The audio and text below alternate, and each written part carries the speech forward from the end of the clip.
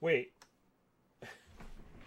We're not. why did I lose my... Wait, we're good. We're alive. We're alive, baby. We're online. I... What? What'd you This do? What the happened? second we went live, I lost my game capture. What?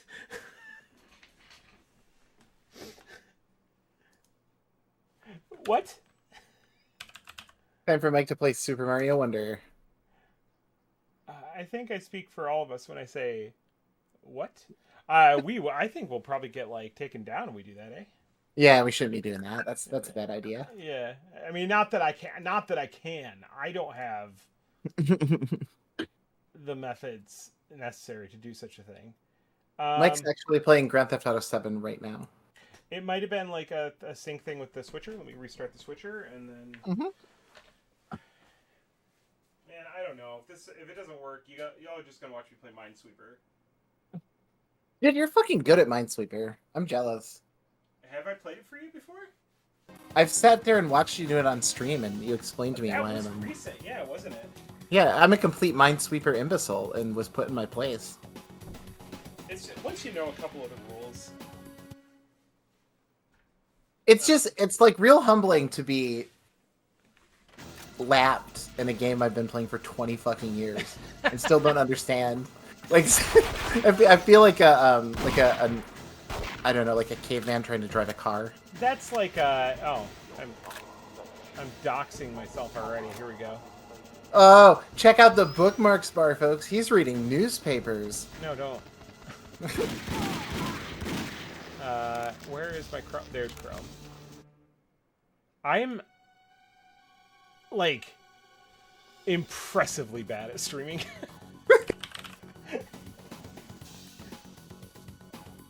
And you're the experienced one. Yeah. How does this ever work when I'm alone? When you're alone? And yeah, because I don't have technical issues usually. Well, no, wait. There was that time that my capture card set on fire. That was a thing. Set on fire? Speak I had more one. on that. I tried to stream Mega Man X one night, and I was trying to do a HDMI out through an Elgato 60, like one of those smaller mobile ones. Yeah. And it started smoking when I plugged the HDMI in. Oh, and that was one of the USB ones? Yeah. Oh, yeah. those things are Dog time shit. bombs. Terrible. And at that point in time, I was just like, you know what? No streaming. I had too many fumes. Yeah. Before we get into what we're doing this week, I've been dying to talk about these TV channels. Okay, yeah. Light them up, baby. I am losing my mind. And so I'm using Disque TV, which is like it hasn't been updated in a couple years, but it still works. There's a different app that does the same thing that has been updated, but I had nothing but problems setting it up, so I'll use the old one.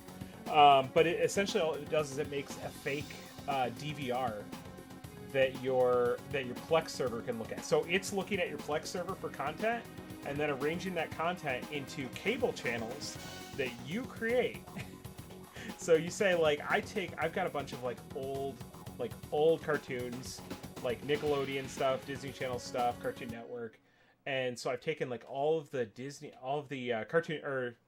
Nickelodeon stuff, and I'm like, okay, all this is on a Nickelodeon channel, and you can adjust the blocking. You can be like, okay, I want the shows to be in random order, but I want them all to be arranged in a block, so you don't get a bunch of the same show back to back. You get Cat Dog always follows SpongeBob. You know what I mean? You get Are You Afraid of the Dark? You'd be like, oh, I only want that to air on Saturday nights because Snick. You do all that shit, but then you get an uneven schedule, right? Because the shows start at weird times, so if you want shows to start, you want them to run like the trains. You have to add in promos to fill the space. So I'm like, well, I got to get some promos, but you can't just get a few, or you're going to see the same ones over and over again. We're trying to replicate a cable TV experience with your content. So I spent the last couple days cutting 200 plus. I found a 6-hour video of Nickelodeon promos, and I cut 200 plus promos up and added them in as filler. So we got 30-second spots, we got 10-second, 5-second, we got a minute-long spot, depending on like, you know, a show ends at like 51. You got to make it to 55 for the next show to start. So it'll fill that with promos. And Are you going to be watching this? Like, is this something you're going to sit down and chill out to? Here's the thing. I think so, because like say like I have all of like Doug, right? It just as an example. And like sometimes I'll be like, yeah, I'll watch a little Doug.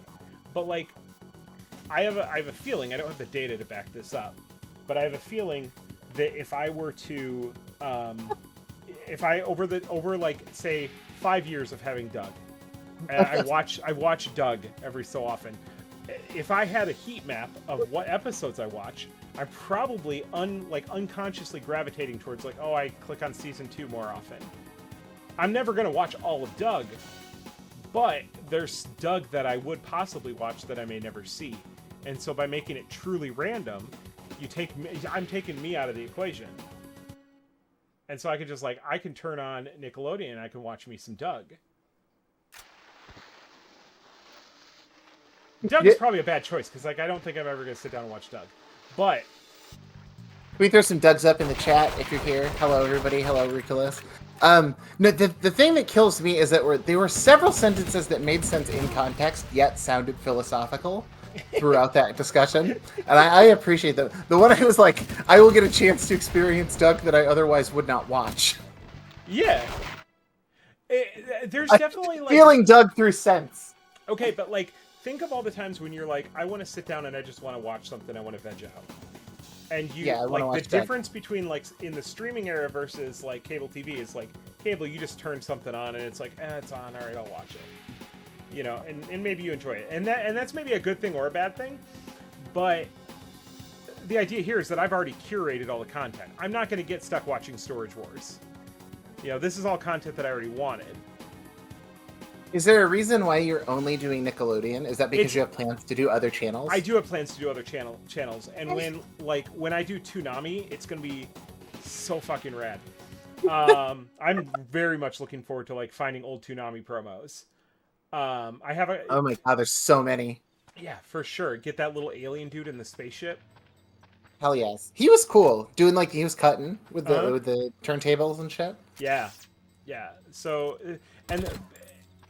and the other part of it is like I showed it to Amelia and she had asked about TV, like she like weirdly a few days before had asked about like TV when I was a kid because I told her I couldn't watch whatever I wanted when I wanted, and so I was explaining it to her, and then I was like, oh, I set this up, you know, you can just kind of like here's the difference, you don't get to decide what you watch, you just turn it on and watch what you want, what's on there. And so she watched it on a car ride to an appointment.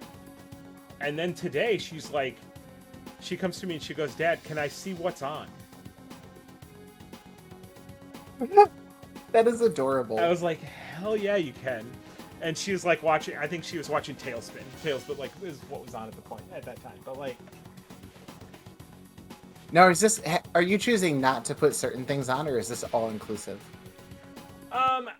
That's the thing. It's like, when I built it, I was just thinking about for me, so I'm like, Are You Afraid of the Dark is on there, and like stuff that she's probably not ready for.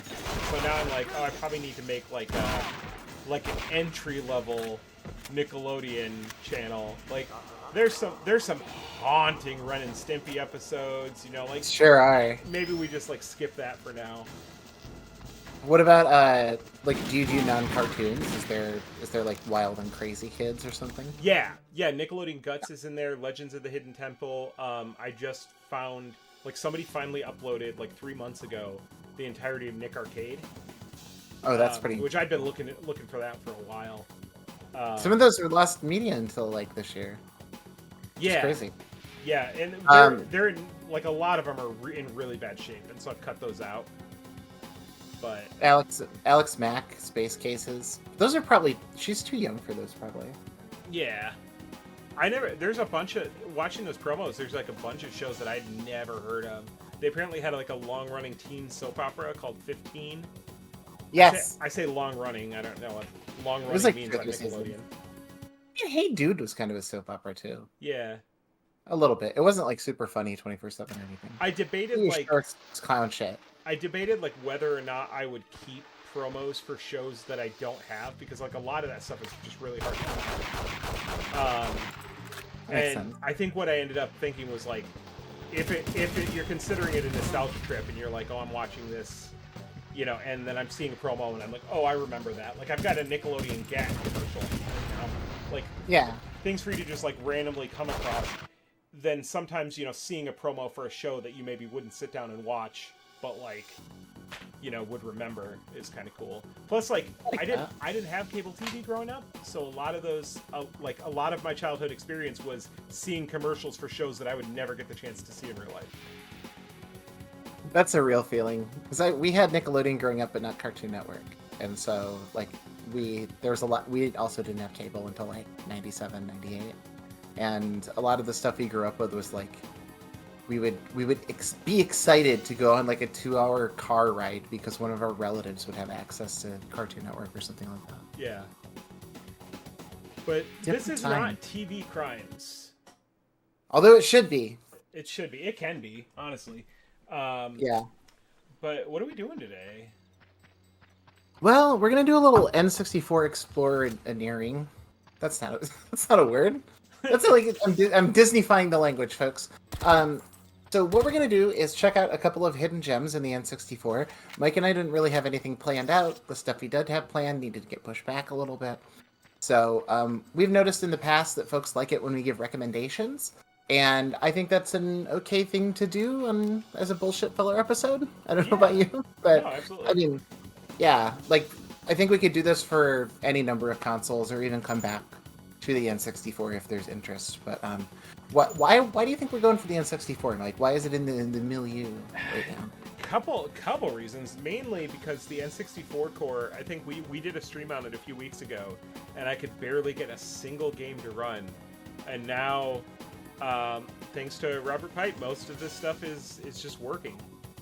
That's on the Mister. If folks are unaware of the Mister project, it's like a set-top emulation box that uses FPGA technology. Correct. You've probably seen a couple of other emulation, or you know, FPGA emulation boxes lately. Like Mars is one that's kind of like an unofficial successor to the Mister, I think, is how they're trying to bill it. None of the Mars project has really been seen out in the wild, but they've got a lot of well-known names working on it. And then also Analog announced they're doing a 4K N64 analog console, which is Primarius J, what's up? Nice to see you. Hi. I don't know how to think about the analog one, because I mean I know the analog products are high quality, but there's been such headaches with their shit in the past. It's like, especially around the Pocket and some of their older machines not being as available. The availability thing is absolutely bad. The scalping situation is really bad. You would think that Analog, with the amount that they sell their products for, and the number of products that they've released so far, they would be past the point of like scarcity to this degree. But also, like, scalping is kind of like a snake eating its own tail too, where it's like you increase supply, and because people expect that they can scalp and get more money for it, the demand kind of goes along with it up to a point. Yeah, it's an interesting comparison point, because if the N64 core on the Mister, you know, is completed, I think arguably there aren't a lot of features on the analog system that are any different than the Mister. It's just the Mister is a little more piecemeal.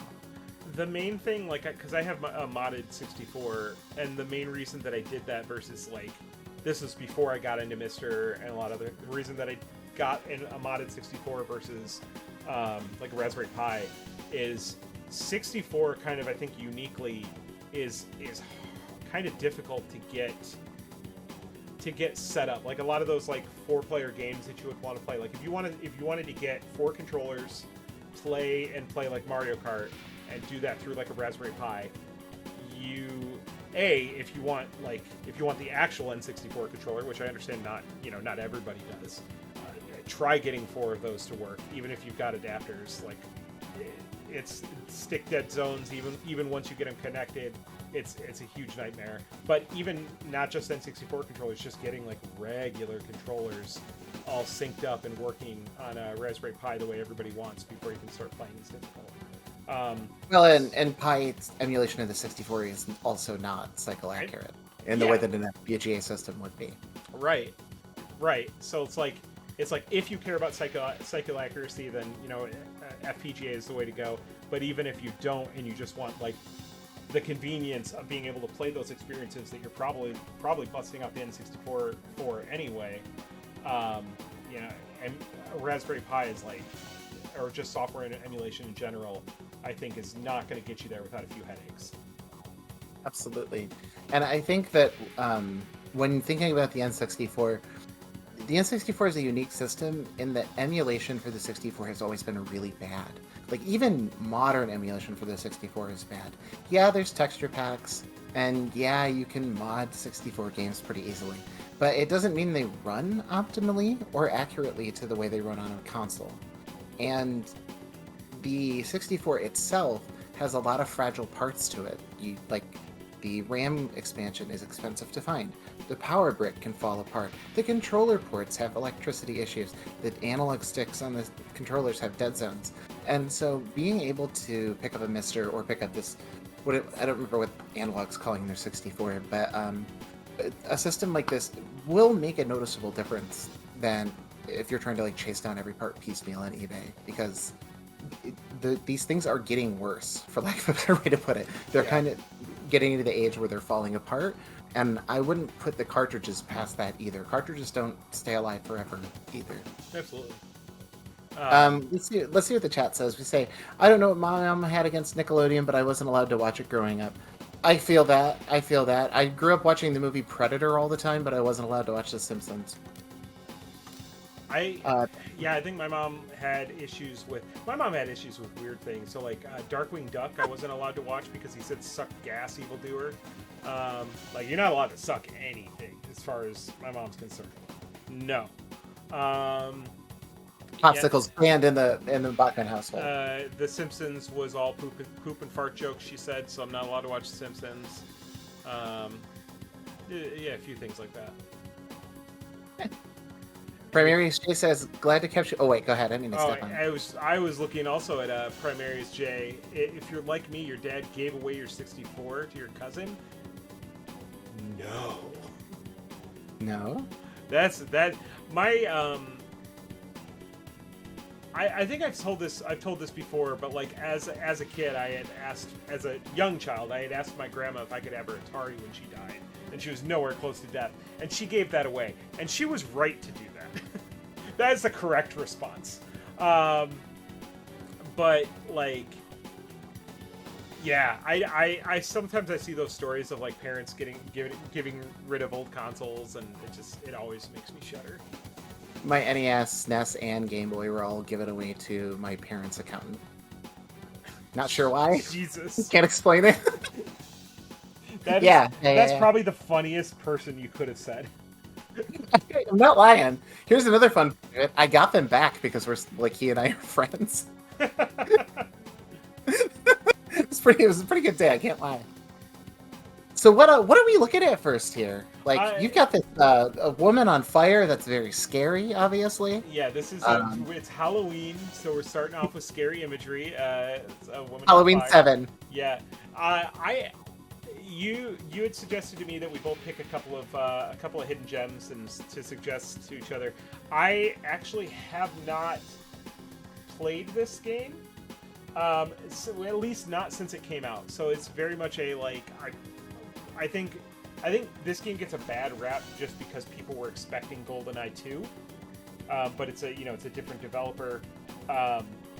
It's also not a console exclusive, which was like a big deal if you were a nerd back then.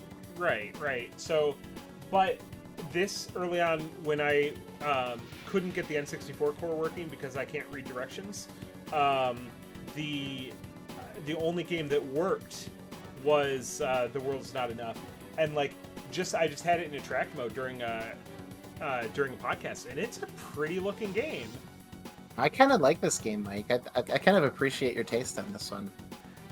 Yeah, this is one I haven't played in a minute, but I have like very fond memories of renting a few times, and that has some warmth in the heart here. Sure. I don't think I'm sure we rented it. I'm sure I played it. I don't remember much, but like just looking at like the textures in particular compared to GoldenEye, like there's just so much more detail and kind of like life. Yeah. Good afternoon, sir. Which okay, looking at her face, that's a bad example. Mr. Bond. Okay. We have a Okay. safety deposit box waiting for I you. know this looks bad, but Mr. Bond. We have a safety deposit box waiting for wait, you. why am I looking up and down as I don't have a good answer for that. Is that just the way that it can't be? It can't be. But like, okay, so I haven't touched controls, but like C down crouches, C up jumps, and then I've got strafe. That looks that feels intentional. Yeah. But moving forward, it's not this. Bond, the mission has been compromised. You better get out of there before the police arrive. I mean, you gotta laser somebody. Had to do it to him. Alright, Motorola. Okay, let's look at the options. Maybe I got a controller issue. Controller style. You were like locked into hitting him in the groin. Like Terminator. Fucking crazy. Operative. Okay, so control stick for move. R button and control stick should be Look, which means I think you'd get locked in place. I don't understand why it's... Yeah, that doesn't make sense to me. Hi, Starman. What's happening? You turn off auto aim, maybe? I don't think it's auto aiming. Yeah, it's not like it's aiming at something. It's just as I move forward, it looks up. And this is on the original system, right? No, I'm playing on Mister. Oh yeah, this is a Mister. Okay. Yeah. This could be a controller issue. Like if the stick isn't getting to neutral, maybe. Well, okay, so here's the issue with that is that it's like if I would assume that like something was mapped incorrectly if like C up and C down also looked up and down, but they don't. Oh yeah, that makes sense. And so it's like it has an extra input, and I don't know where it would get that from. Let me try something actually.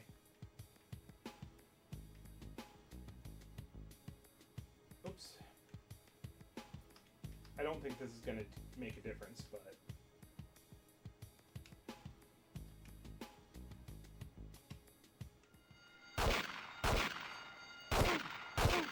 No, that makes no difference. It behaves exactly the same.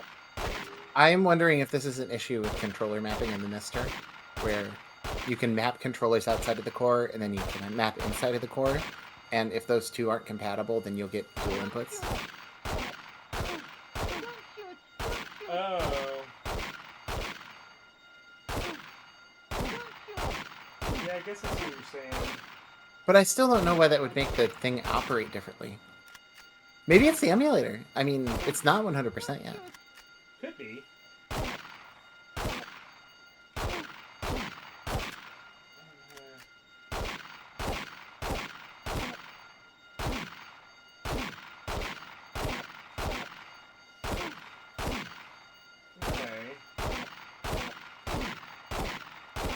Let me try a different control option. Sure.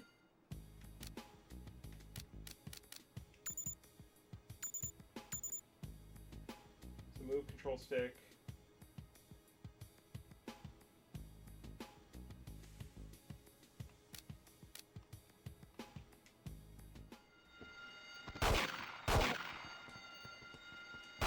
There we go. That seems to function a little better. why did I crouch though? See, I feel like you're getting more than one input. Yeah, like that was just me holding the Z button. He was punching and he was... So, how do I fix that? You should see if it's just this game first before you start dicking around with settings, I would imagine. Amen. 'Cause, I mean, if you load up like a game that requires precise controls, you'll notice. I loaded up the same one. Whoops. Shit happens.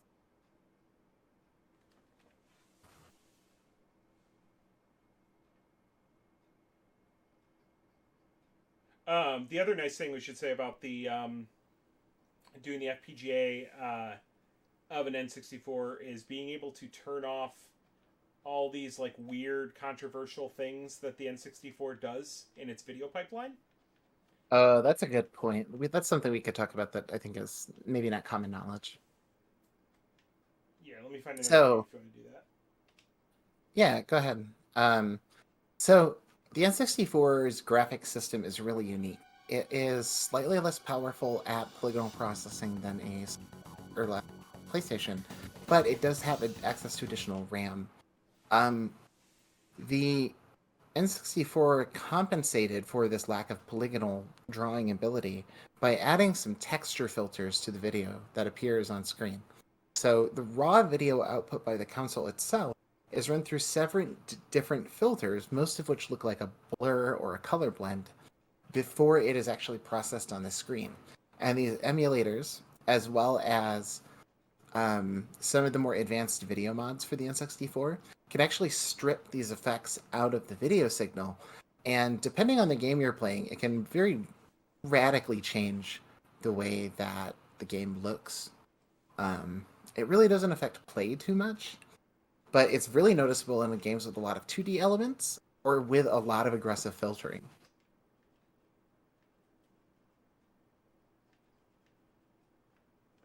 I think Wave Race is supposed to run pretty well. Okay. Yeah, and it's the thing about doing like a like I have an HDMI mod in my 64 and doing those kind of mods are kind of like an all or nothing. There's some adjustment in the OSD of the HDMI mod, but not a ton. So here, having it be granular, and like some of that stuff is like using algorithms to undo what the N64 has already done, which is always going to be a pale comparison to just having the system not do it in the first place. Yes, and the Mr. Core, even in its unfinished state, does let you do that. So we could turn off some of these texture filters once Mike gets the controls all configured. I think Mario Kart's actually a pretty good one to show that off because the game looks significantly different without filtering. Wave race.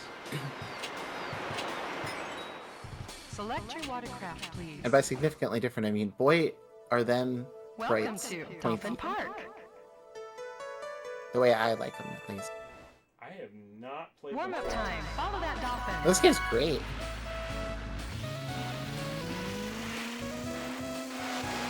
Here, Dolphin. Fuck him up. How do I shoot?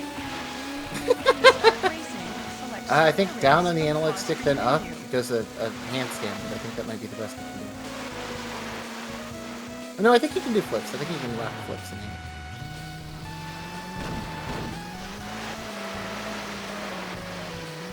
Good, piece of shit.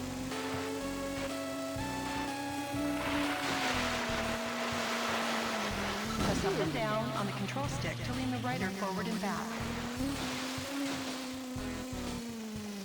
Yeah, that's working. Whoops. They didn't tell me that would happen.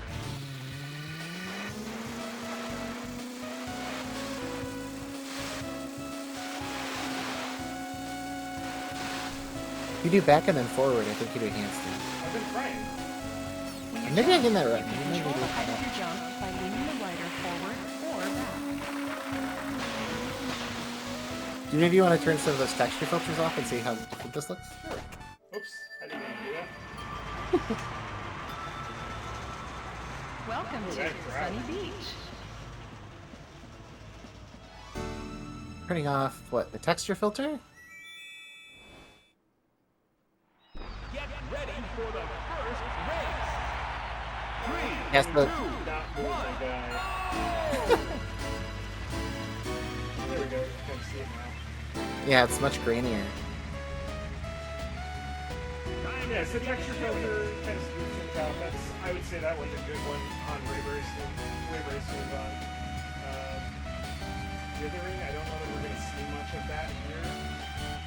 Yeah, dithering is mostly used for blending colors and shapes into the background and foreground.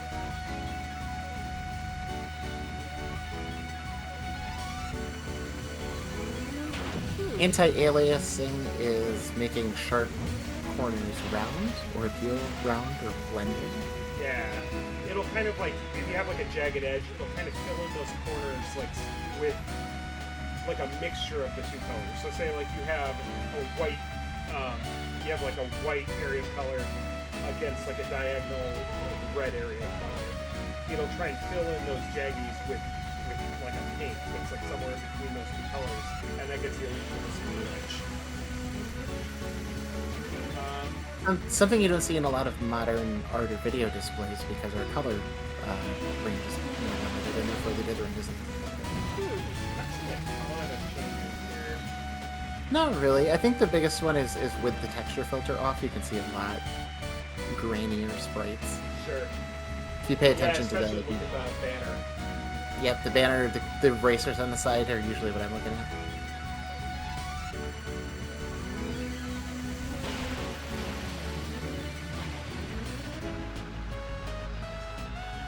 Oh, okay. So when I turn on and off anti-aliasing, look at the edge on the top of the banner. Oh, yep. You can see how each one of those horizontal lines is a gradient as opposed to just a hard, like, white thing we cut off. Yes, and once it blends together, it kind of gives the appearance of a softer line.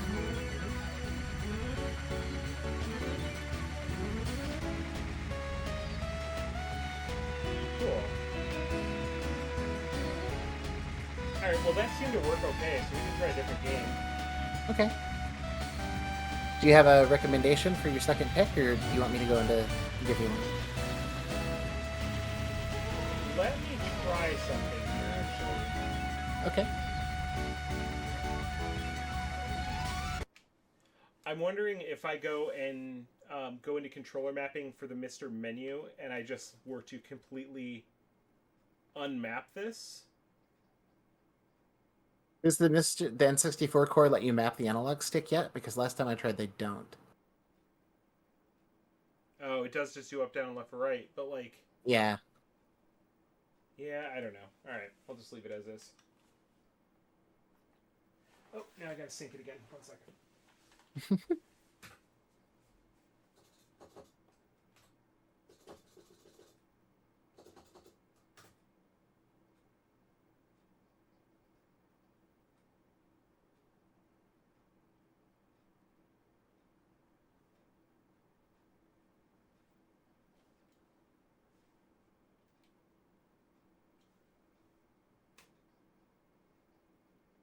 Or if I has subscribed, thank you very much, Josh. We always appreciate that. Saying, I wish I still had my N64. I feel that. No, I didn't want to do this. Fuck. Alright. Oh no. I think I'm in a bad way. Yeah? I think I did something weird. I got into the middle of like controller mapping, and I didn't want to be there. I hear that.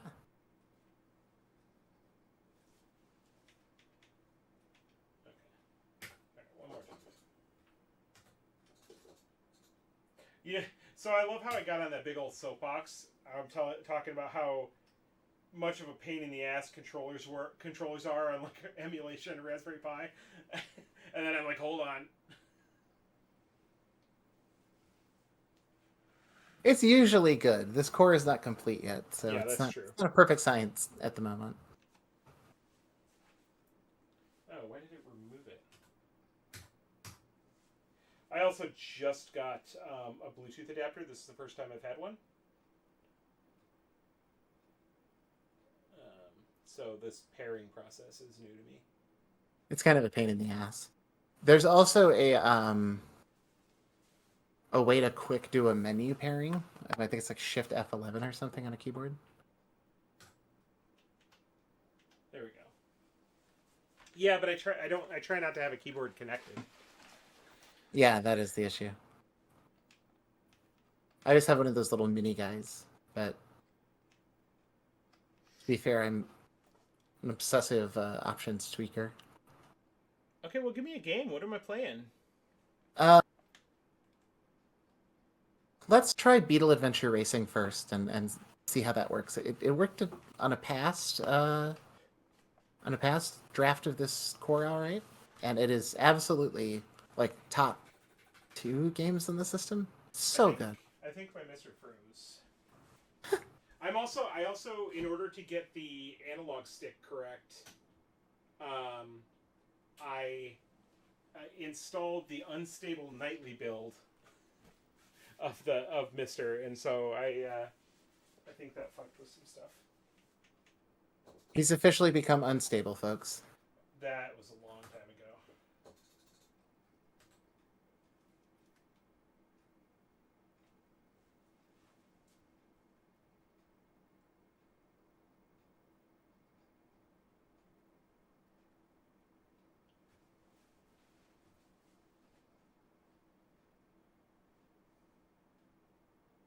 There we go. It's happening.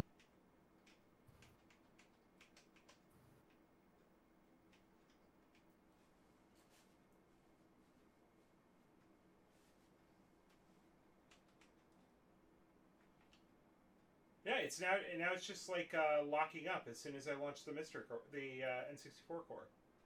Is it locking up, or is it that you can't open a menu from the Bluetooth like that? No, I'm hitting escape on the keyboard as well. Plus that Oh, okay. Keyboard mode joystick 1, like usually when you hit a button and it like assigns a controller like that only stays up for a minute. Oh, that's a good point. And it's not going anywhere.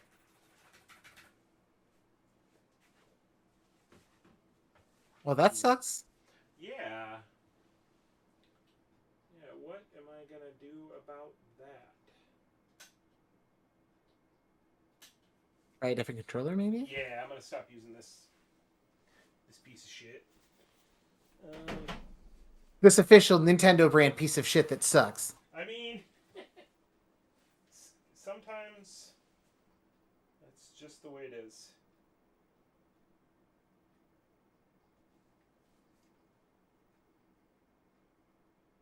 And is my 8-bit token work right out of the box? Of course not. Let's go.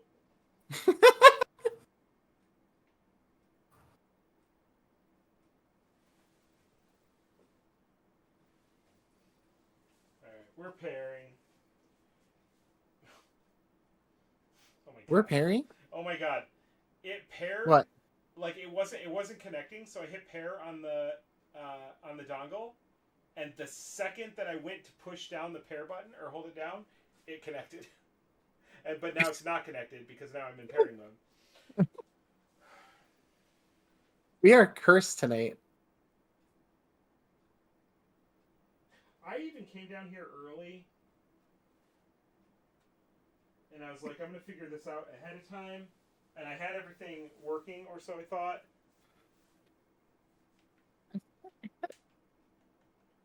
Okay. Let's see if now that the other controller's not connected, if it will work.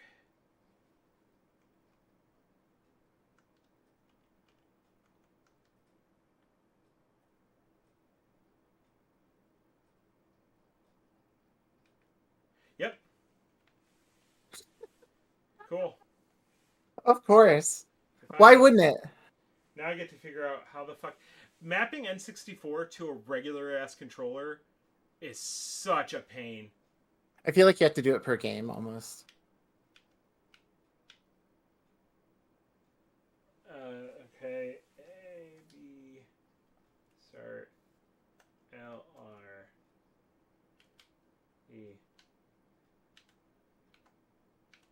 I think the only correct way to do it is to just put the C buttons on the on the right analog stick.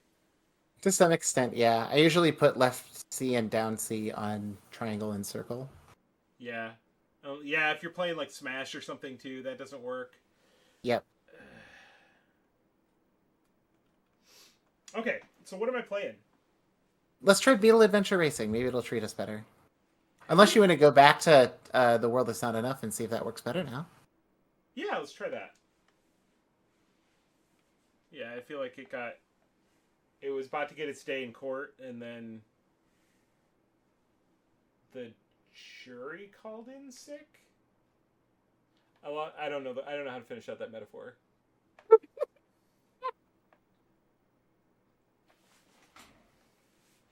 Damn.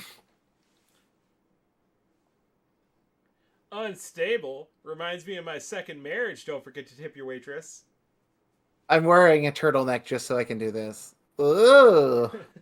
Absolutely, like ripping my t-shirts in half by pulling up. Hulk Hogan style. Someone does a pun and I'm just like, ah, get it off me. It's Hulk Hogan, but he's just nervous. I fucking hate that idea of like very sensitive Hulk Hogan. That is terrible. Oh, I don't want to hear Hulk Hogan talk about his boundaries, dude. I don't know.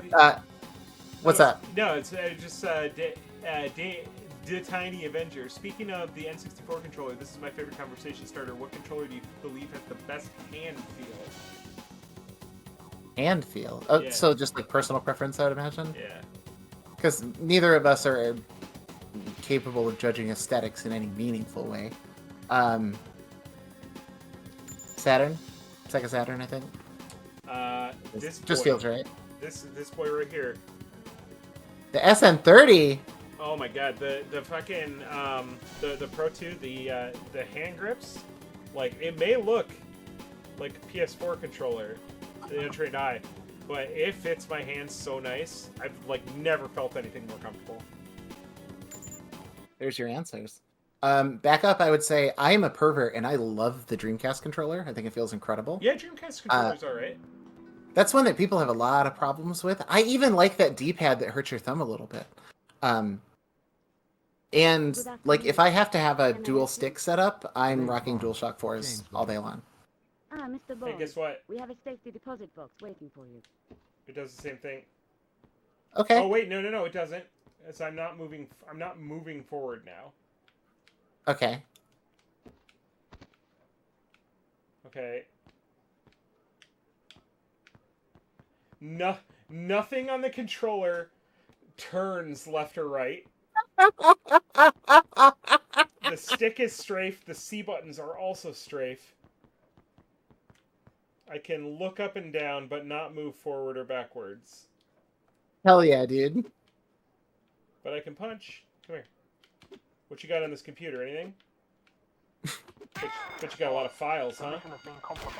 You better get out of there before the police Okay. arrive.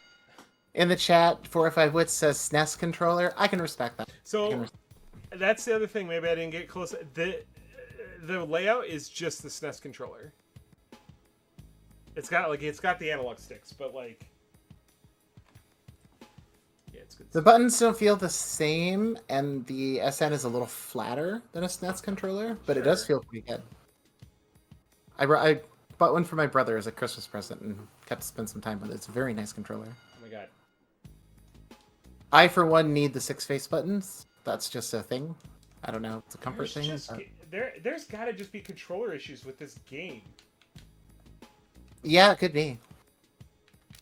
Very well could be. Because like, I have these mapped to A and B. They both act as B. Mm. Okay. All right. Well, you're not gonna get to see this game today, folks. You saw all the good parts. Unless. Oh, God. I just crawl under the table.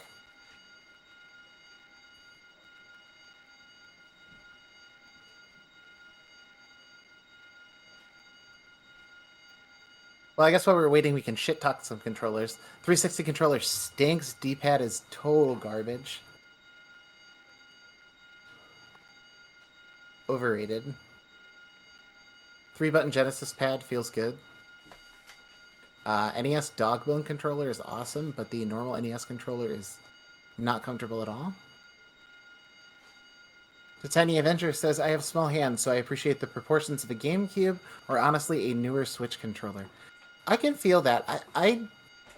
There are reasons why I don't like the GameCube controller. I don't like the LNRs. I think they're too spongy. And I don't like the face button layout. That's, most people's issues. But it does feel very nice in hand. It's got a good D-pad. The analog stick is nice and responsive. Yeah, that's good taste. Neo CD controller is wonderful. We've talked about the clicky stick here in the past. I also love the fact that the face buttons are huge. Like, probably twice the size, 3 times the size of a SNES button.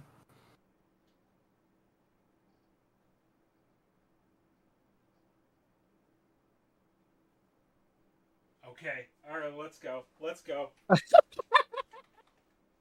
Yes, let's go. Big brain moment. This is actually running off of a system, like a real system now. Mike's N64. Where everything should work first try, cross fingers. When I said wait a moment, I was not sure if this controller had any batteries. Turns out it does. Or any charge, I should say. Let's go! We did it. Shout out to the Retro Fighters controller, because I don't remember the last time I used it.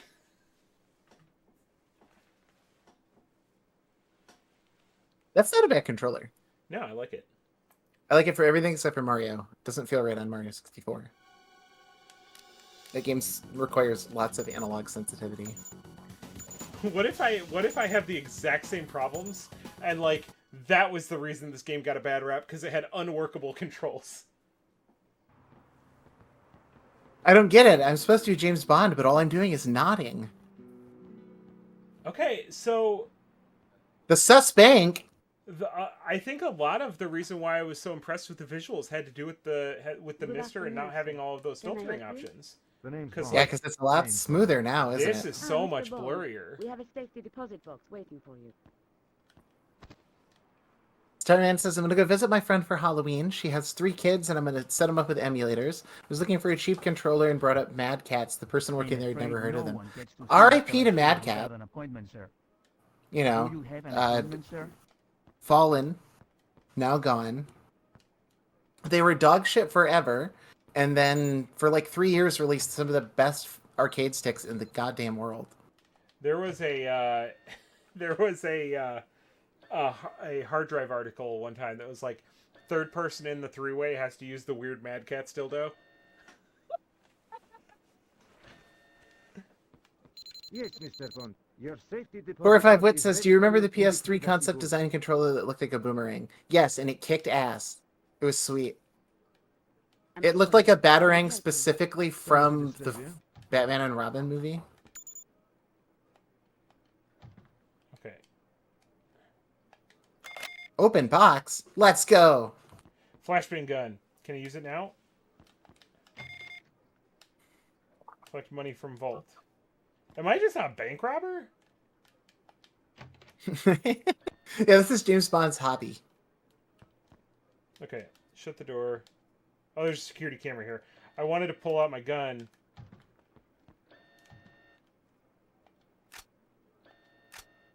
You look like you're in a Ramada. I think that's fair. 4 or 5 Wit says, I had a Mad Cat Street Fighter 4 fight stick. I have 4 now in my house, disassembled and in parts. But that was kind of the joy of working at GameStop when I did, was getting able to collect every like broken and busted arcade stick and Frankenstein them together. Hold A button. Okay, there's my appointment card.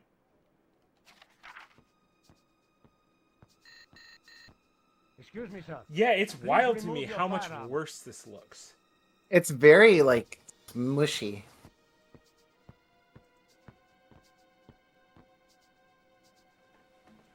It's got a My weird friends texture on among it, almost No like doubt it's Sir Robert will be pleased to see it again. almost like there's like a I didn't come wax just for the paper money. on top of it. The report you sold King was stolen from an MI6 agent who was killed for it. I want to know who killed him. I'm just a middleman. Take the money. Your last chance. Give me a name. Yeah, and there You was still no spoken threaten me, dialogue in even GoldenEye. without your weapon. No. I do remember, like, anytime there was, like, voices on a Nintendo system, I was impressed. They do sound like they're being spoken underwater most of the time. Yeah, it sounds bad, but it's more of a storage issue. Yeah, yeah. Those cartridges did not have that much space, and audio is one of the most space-taking up things you can do in games at this time.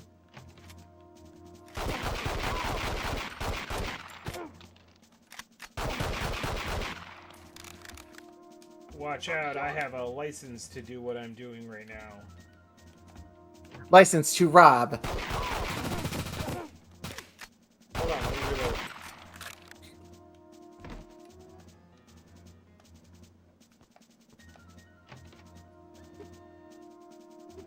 Get out of here. The mission Oh, has been compromised. really? You better get out of there before the police arrive. You just killed 9 people, and they're like, hey, the cops might be here soon. You better watch out. You punched a man in the bathroom.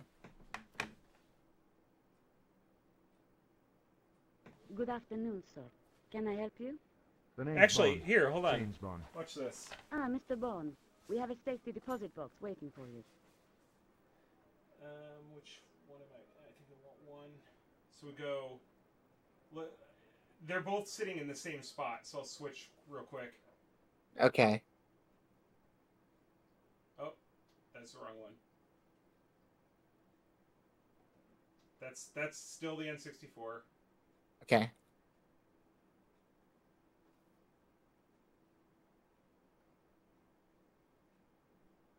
Gotta find the correct input. I had these labeled at one point.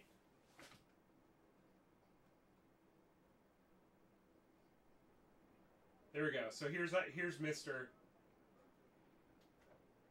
I'm gonna be real, that looks so much fucking better.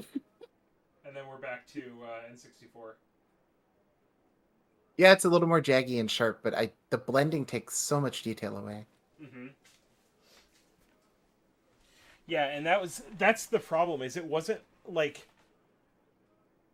I say it wasn't like a feature that they could opt into or out of, but I think Quake had like bypassed the anti-aliasing. Yes, it's the only game that does. And it looks incredible. Like, that port is ridiculous that it fits on a 64 and functions.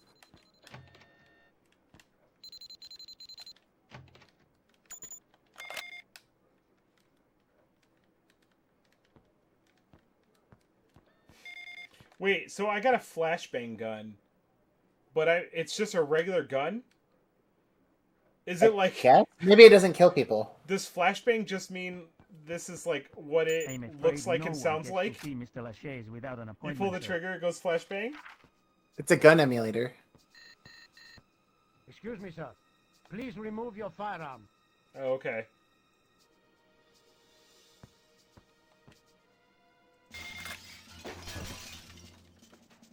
Oh, did somebody jump out the window, or did we get shot through the window, or...? I think you accidentally shot when the scene started.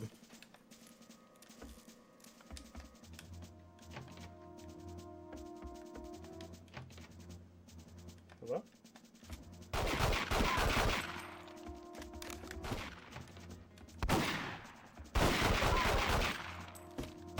Auto aim? Hello?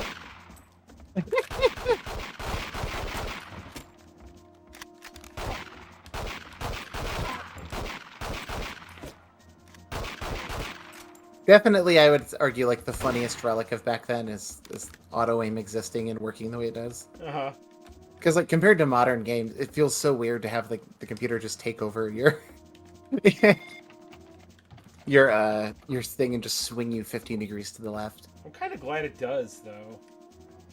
Yeah, it seems like the movement here is kind of ice skatey. Oh, I like this gun. This is alright. Only 2 bullets left, though. Oh, you know what? It's actually worth noting. I think I have a CRT filter on the output of my N64 right now. Oh, that would make sense.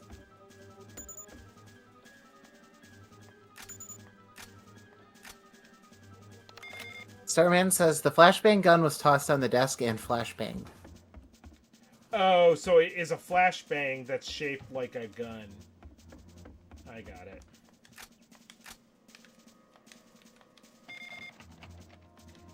Yeah, this is just a hotel simulator. Wait. Swipe card. Swipe card required. I'm literally holding the swipe card. Maybe it's a different swipe card? Okay.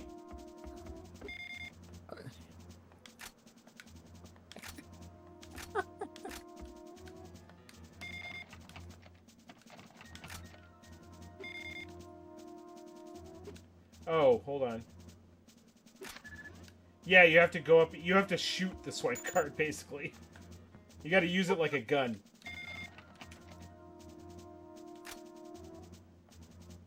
Hold on.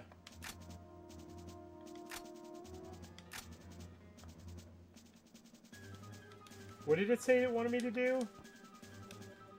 Oh, never There's mind. a thing on the wall. Yeah.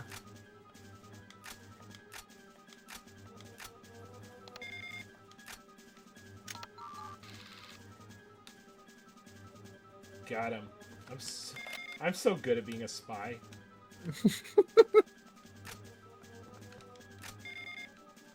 So long as being a spy involves murdering a lot of people. Yeah. Not like the espionage or like not getting caught bit. Fuck that. Am I just leaving now that I got the money? What's my objective? I think you have like 8 different objectives. Avoid civilian casualties. Escape bank Oh, you with just- money. Yeah, let's go, baby. You You're know doing what? your home free. They did, like, they clearly just, like, took the GoldenEye control scheme. They're like, we'll stick with some of the stuff that works. But the best thing that they've done is that the diagonal movement trick still works. Oh, that's good. Well, they were shooting at me! Were you supposed to just run out of the door? Yeah, but you're supposed to let them shoot. And they were clearly phantoms. I'm sorry, but that is not accurate to the James Bond mythos. He would have killed all of those cops and their families. Absolutely. He's got a license to do it. Alright. So anyway, Beetle Adventure Racing. Let's go to Beetle Adventure Racing, baby. I do like that it lets you like sit in the scene and fuck it up some more after you fail. That is fun. Yeah. I need to figure out what the in-game reset is for the N64. Oh boy. I'm just gonna go reset it.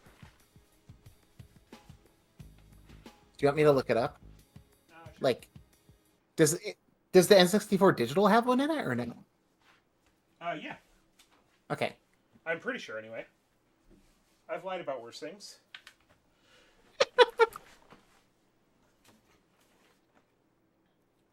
Beetle Adventure Racing. I feel like we played this on stream before. Maybe. Open up the OSD by holding L trigger, R trigger, D-pad right, C-pad right. There it is. Okay. Yep. Yep.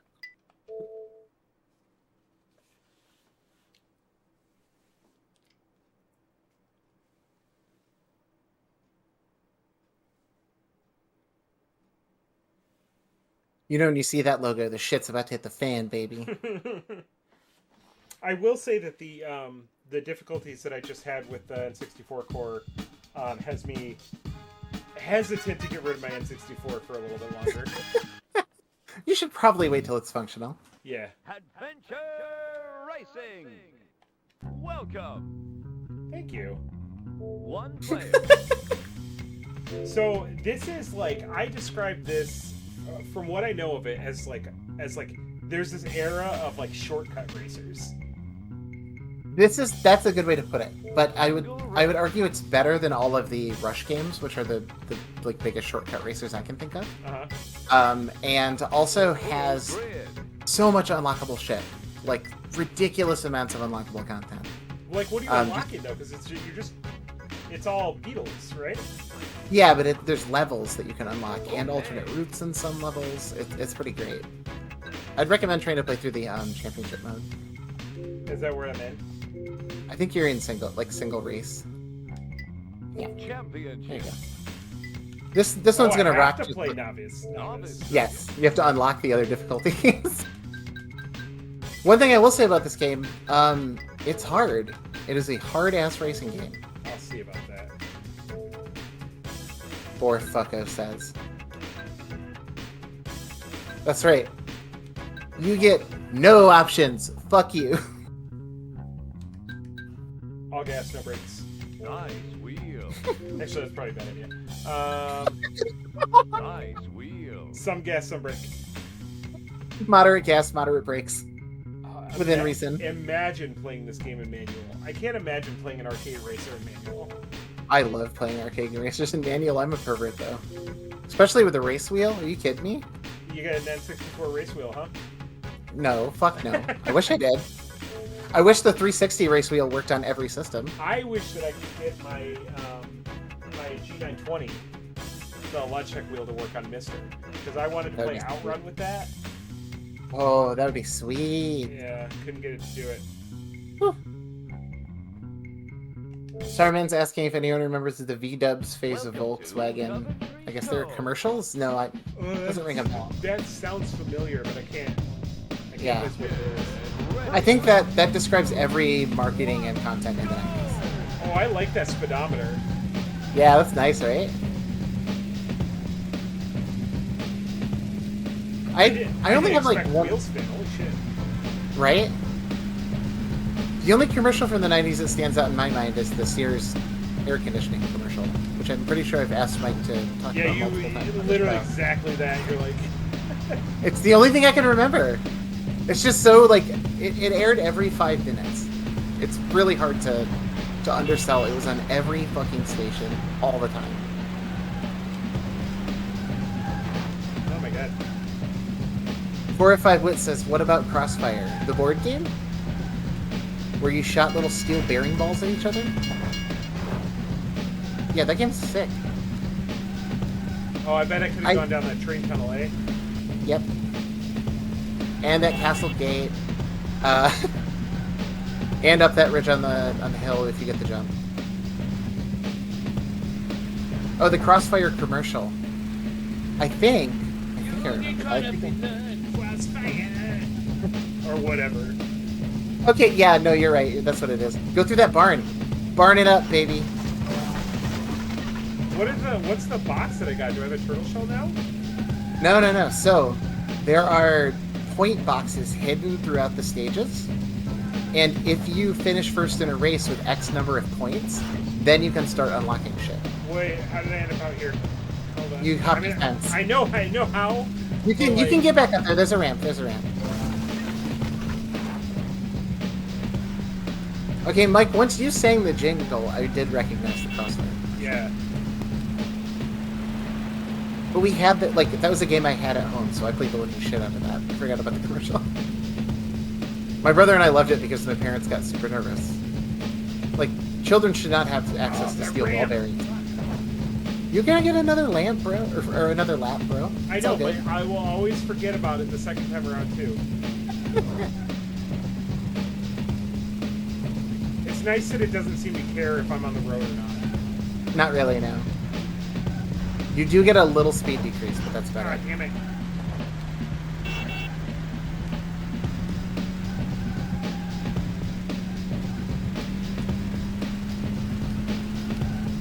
You also get a speed decrease if you hit the brakes.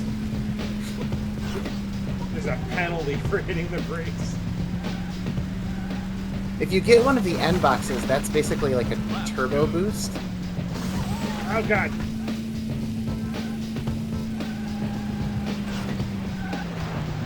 Okay, we're good. The steering in this game is precise enough that, like, you can get caught up on it, which I think is cool.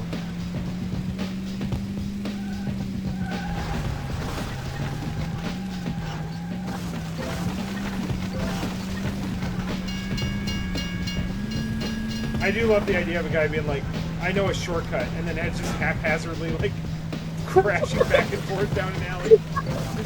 Oh, I was supposed to turn there. Oh my god, give me the nitro, please. Oh my god. We were in first once. Yes. Such is the way of this game.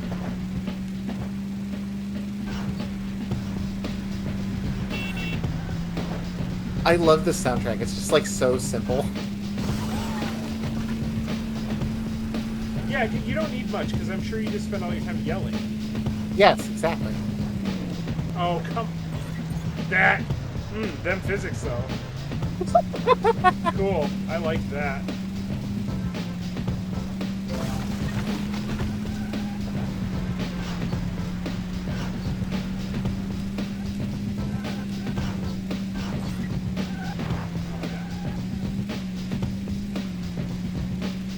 Oh, I missed another shortcut. Ein Shaft.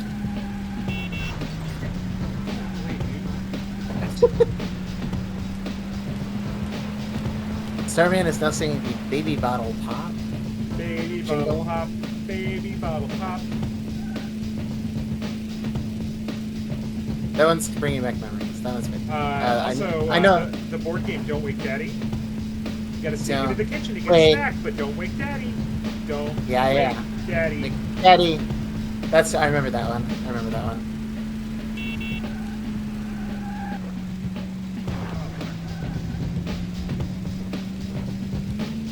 Alright! Yeah, where am I supposed to go?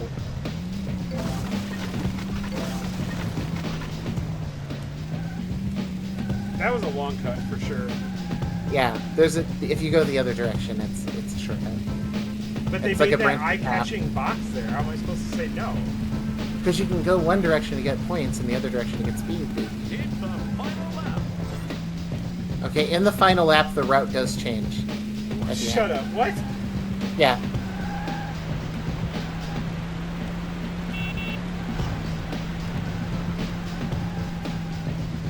It's normal for about the first half of the map, and then a section that looks closed off becomes open.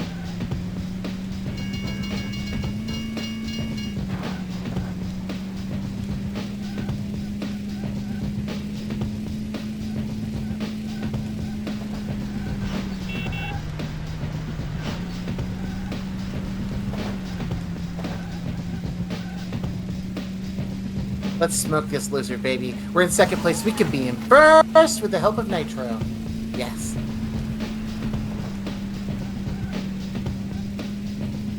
Resist the temptation of the barn. I know. I just love barns. What can I say?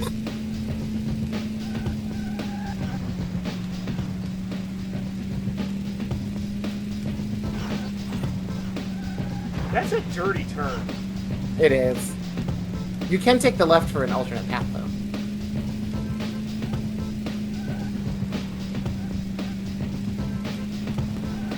All that said, you are cleaning up alright. Oh, that little reflection when you came out of the Yeah. tunnel? Okay. This is a fucking N64 game that looks like that, my friend. Okay, alternate path coming up on the right now instead of the left. Dirt road. Oh my god. No, no, no. I'm not cheating. This is like rally cars. I'm just making sure Mike doesn't crash. Easy right. Hard left. Hard left.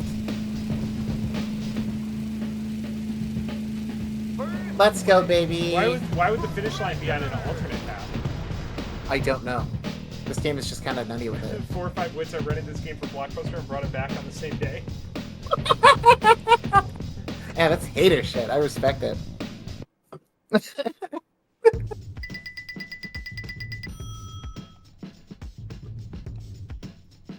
This is alright. It's kind of good. It's kind of sweet, actually. The later levels are so goddamn You're complex. still in the game. Welcome to But this game also has great multiplayer modes. Like, there's a battle mode as well. Ready, Oh, okay. 2, 1, go! And it supports 4-player races, which is nice. I want to say that Those gotta look I- so bad. they don't look. I mean, they look foggy, but they certainly look foggy as shit.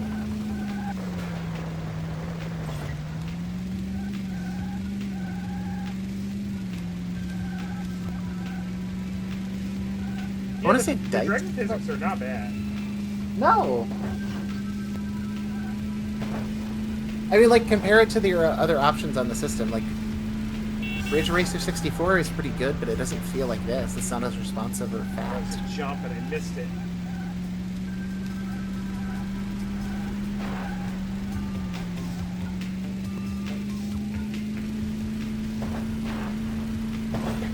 Okay.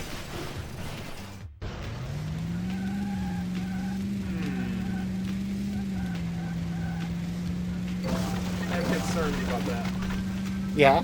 Yeah.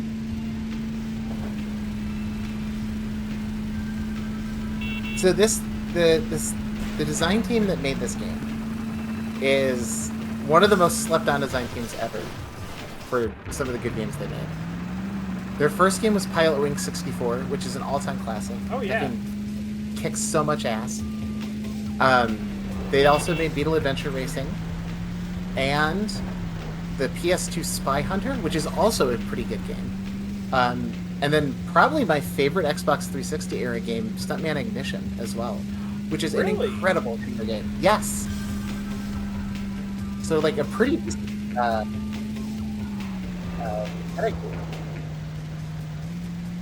And if nothing else, I get to touch that Stuntman Ignition. It's one of the most fun games ever, y'all. It's incredible.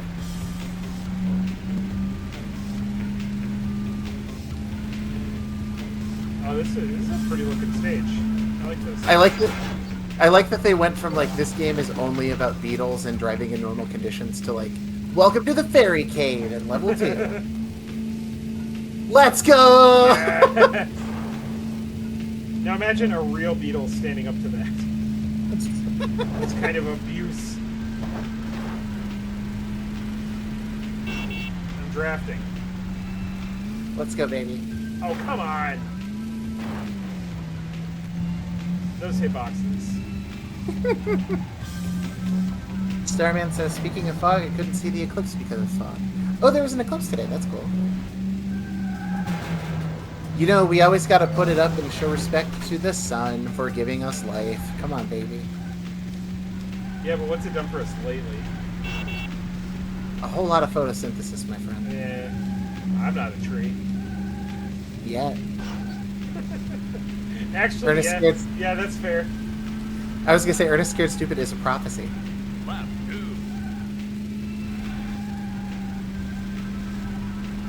I thought that was just like, did you tell me that I was going to become dirt? Which, like, fair. Yeah, that's quite grim, isn't it? It's like, hey, I don't do photosynthesis. It's like, oh yeah, well, you're going to die. Hope you know that. Hope you're pondering immortality, bitch. Tell that to your carbon when it's part of a redwood.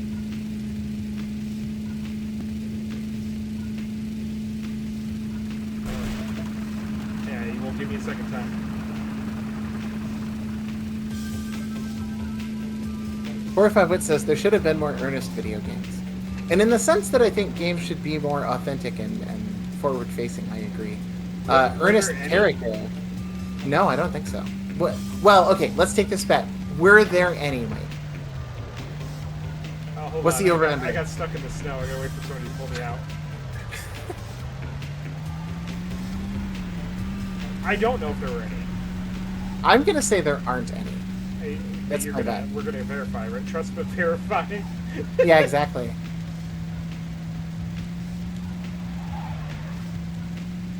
All right, we're going through the Ernest Wikipedia. Most You know what I mean? famously said by George W. when he was looking up Ernest video games.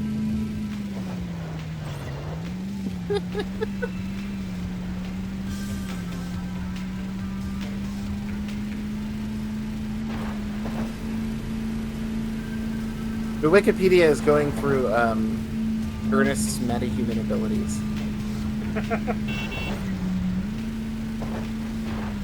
It's like it suggested that Ernest has some sort of invulnerability, as he would frequently be hit in the head with nails and be unaffected.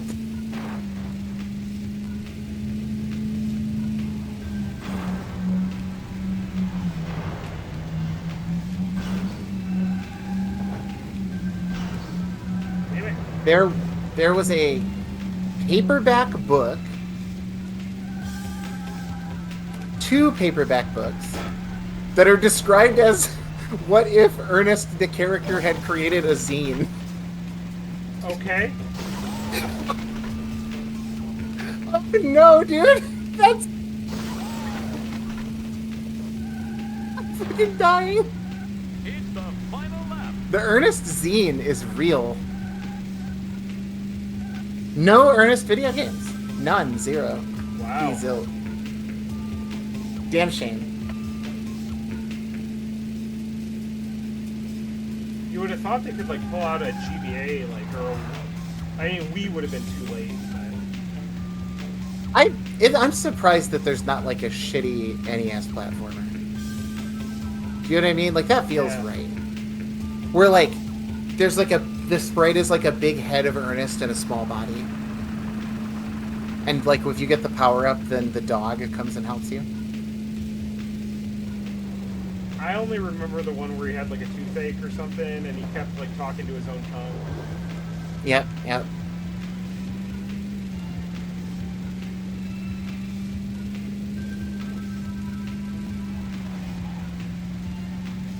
Whoa. Alright. Mike, there are 3 different dogs in the Ernest series. Okay. Can you name any of them?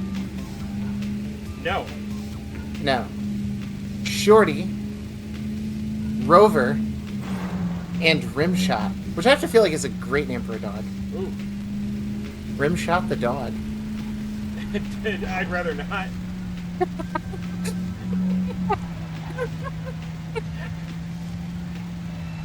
Don't tell me what to do. Why is there detailed Ernest lore on the wiki? This is fucking me up, man. You got first. Are you ready for the... Nice job. The full breakdown on the Ernest characters.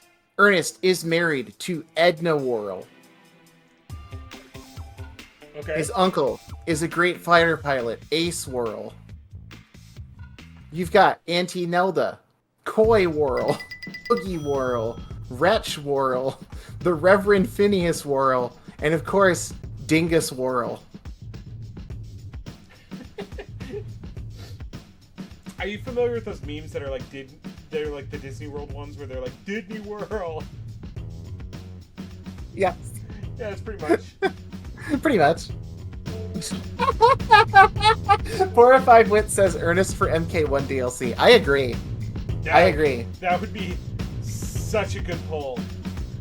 You need the Ernest character and then the Vern cameo. Welcome to The Rimshot cameo. Inferno Isle. The Tiny Avenger said, I was certain you said gods and we're about to go to Ernest Universe Philosophy and Mythology. Let's do it. Like, what else are we doing here? You know, Ernest lives in a constant state of stasis, and every film represents that stasis being interrupted, but then being returned to. Which is interesting, as Ernest himself is usually an agent of chaos. Much to think about.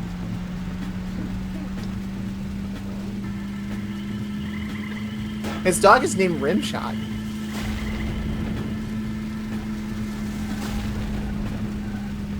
This level kicks so much ass. Whoa! That's right, baby! Let's go! Trolls are real in the Ernestverse, that's true. Also, voodoo is real in the Ernestverse, and curses are real in the Ernestverse, as is Santa Claus. Also, there's a lot of pseudoscience that goes on in the Mean Bean Machine, or whatever the fuck that movie's called. That's like the first Ernest canon movie. And, you know, I would argue there's a lot of speculative fiction, a lot of fake technology there. It implies that he lives in sort of a fantasy world.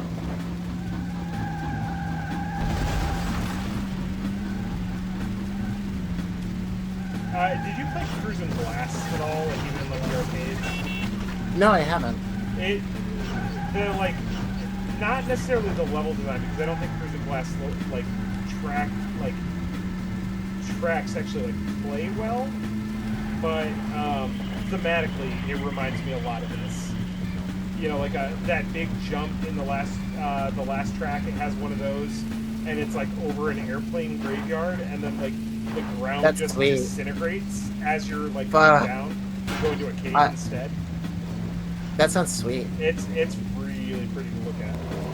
I'm down. I should play that sometime. Mm-hmm. I've never liked the cruising games, but I've heard so much good about that. Uh-oh. I do like how this game seems to suggest that Volkswagen Beetle is hollow. Like a chocolate Easter bunny. There's nothing inside a Volkswagen Beetle. It's powered by dreams and hopes, thoughts, feelings. If you think you've seen anybody who drives one, you haven't. It's a holographic projection.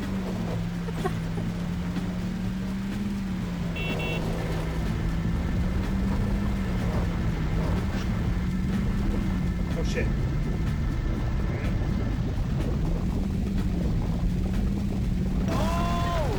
Okay.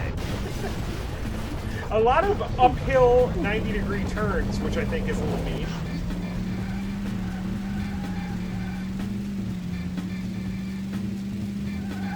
There's also a mastermind criminal who looks exactly like Ernest. That's true. Although, it could be questioned if that's part of the Dr. Otto's cloning experiments from the first film. Do you know there's an Ernest movie with Russian roulette in it, Mike? That sounds familiar, but I couldn't remember if that was something that like actually happened, or if it was like the Master of Disguise 9/11 thing, where it was like only sort of true. No, it's so the first movie that Ernest is in is like sort of like a cheeky B-movie parody of science fiction movies, where the guy who plays Ernest plays like 19 million different characters. And in the scene, I don't know. Oh, there you go. But there is absolutely a scene where they're like, there is a game of Russian roulette played. It's not being played for serious. It's like a parody of the Deer Hunter.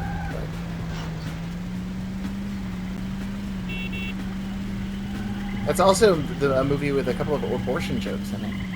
Cool. Yeah, your friend Ernest is he's a little naughty man. Did I tell you about the time that I was doing an open mic stand-up night, and my mom, without telling me, brought all of her Catholic girlfriends? No! And it happened to be the night, and they drove 2 hours. Oh my god. And it happened to be 2 hours for an open mic, can you imagine? And it happened to be the night that everybody had an unspoken rule, I guess, where it was like abortion joke night.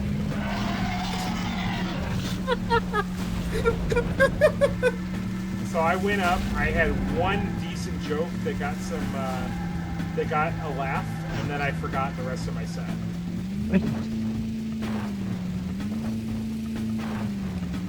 That is like a living nightmare, Mike. Yeah. I was half expecting you to say your pants exploded off of you in the middle of the set. I mean, seriously, it felt like it. Yeah, I got up there and I was like, yeah, I just want to say one thing to all of the people that went up before me.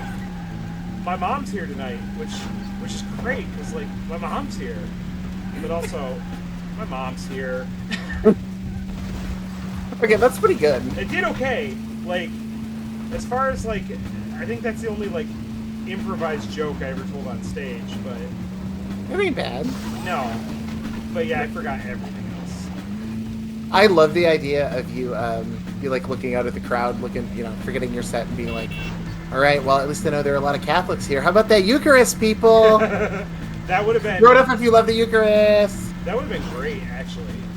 Yeah. I'm pretty sure that would have ruined your personal life, but... No, I didn't know anybody there. Okay, that's even weirder. I don't know, man. No, I think that would have been good. If I were to just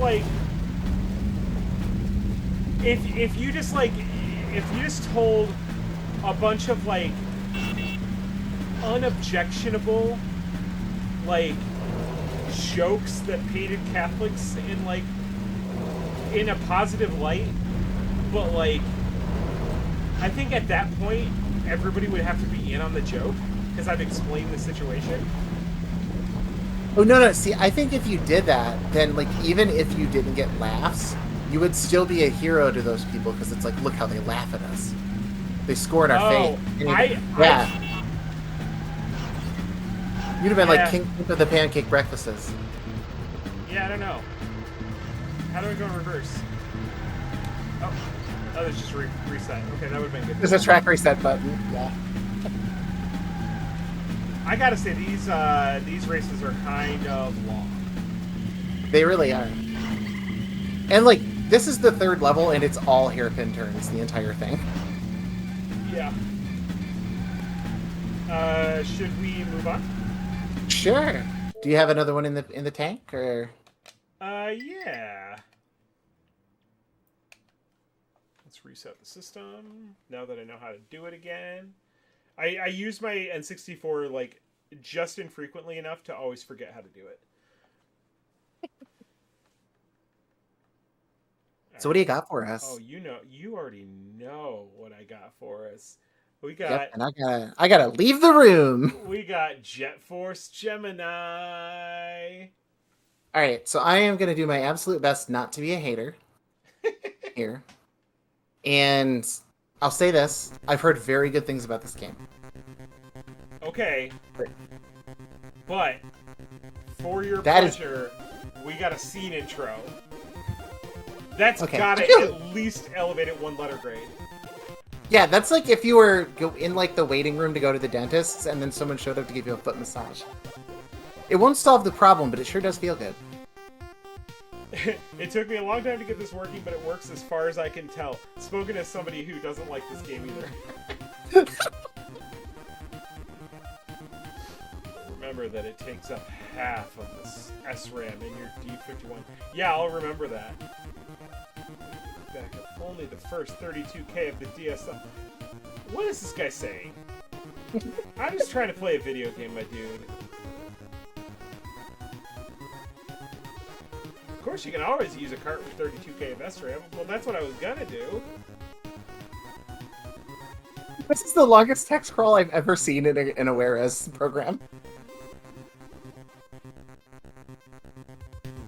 This is... I should move on, but this is fascinating to me.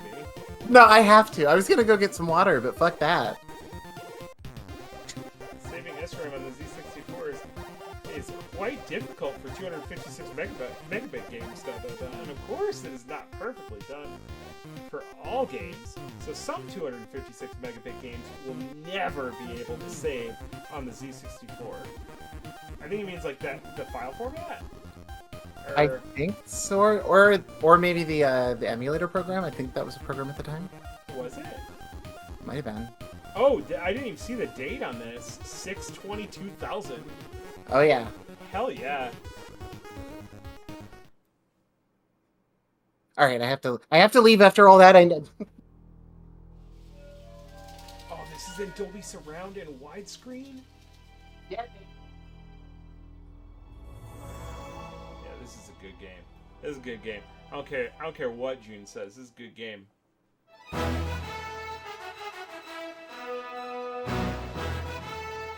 Look at him run. He's got places to be. This is important.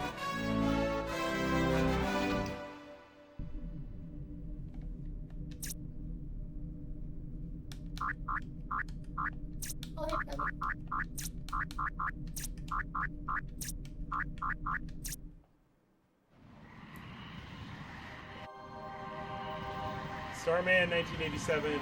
I've genuinely considered trying an open mic night centered around the Bible. I love the Bible. I couldn't imagine doing that. But if you do, maybe you should call Mike's mom. Yeah. She'll fill them seats. Look at this frame rate. Yeah, he's got coffee that he drinks through his nose.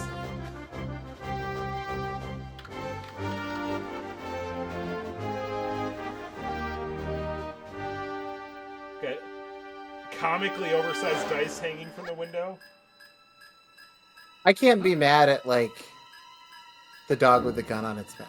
It's kind of perfect.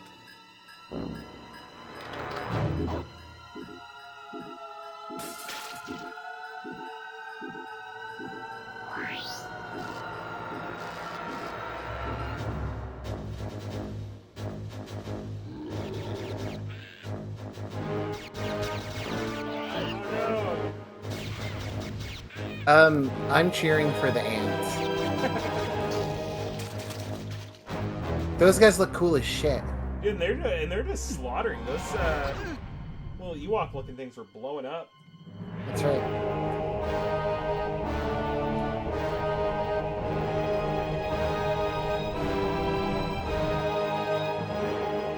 So I remember where I stopped playing this game, there were circuit boards hidden around in certain, like, in the levels, and you had to backtrack to get those, which that does suck. But, I might turn out the audio here. Damn, they got cats. So there's certain circuit boards you had to find and you had to shoot to blow up, and you had to backtrack through, like, all the previous levels you'd played, and like there was one that I couldn't find, and I couldn't find anybody on the internet that could like reliably explain to me where it was, so I had to stop playing. That is my experience with a lot of these open world games at the time, like your Donkey Kongs and whatever, Conquer. It's like I don't like collecting in the first place, and there's just so much of it that you can't help but miss one or two.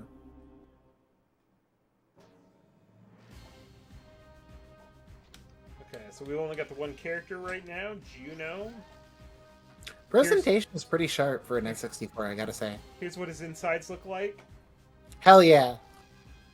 Throw him up, baby. He's got 2 veins.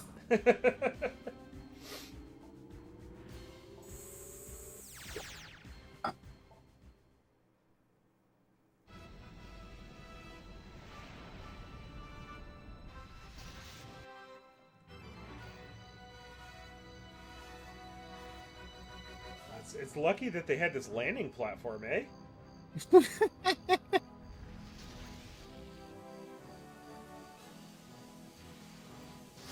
Yeah, this is just it's kind of sick looking. Not bad.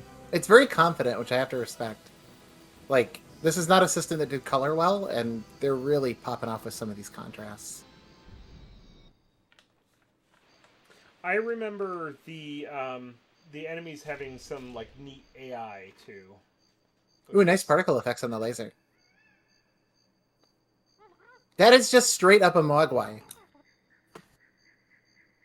Yeah, that's Lucas, you don't want to catch that. fair. Lupus came charging through not so long ago. Okay, I'm not super concerned with anything you have to say, my guy. 4 or 5 Wit says, I love collecting with some exceptions, and Starman agrees and says that's the appeal of Pokemon. I think plenty of people like collecting, just not me. What's in here?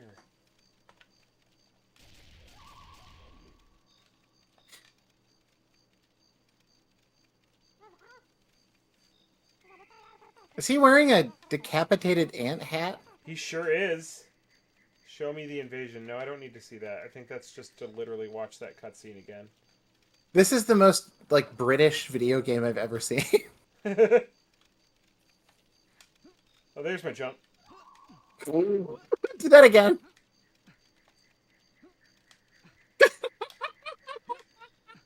No, this is good. This is a good game. I promise.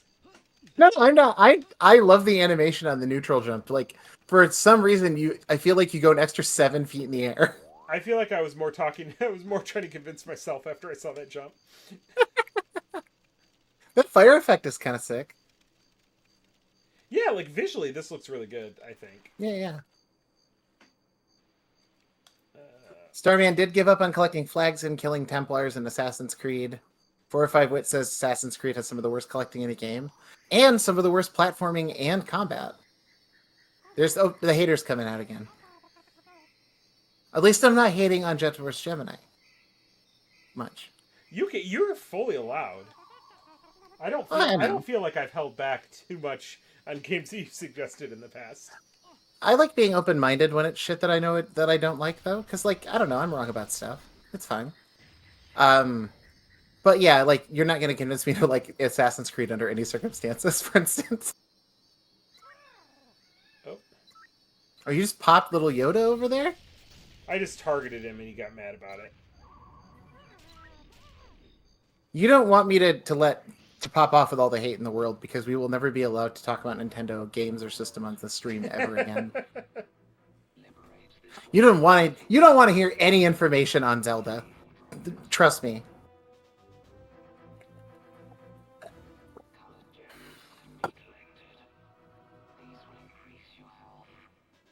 Okay. Thank you, Robot. Can I say one thing about the visual thing here? Uh-huh. This is like the most N64 game I've ever seen as well. Absolutely. Like how blurred out these textures are, the fact that everything is like red and tan and like I don't know, avocado green. Yeah.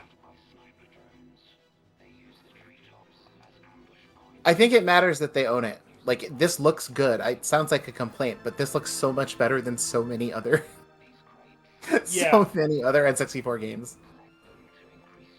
Okay, let me skip this, please. Attack the enemies. There are also power-ups. Press the buttons on your controller to do things in the game. They describe those as a bear-like people, and it's like, no, I'm sorry, you are a British telephone mascot. You do not resemble a bear at all.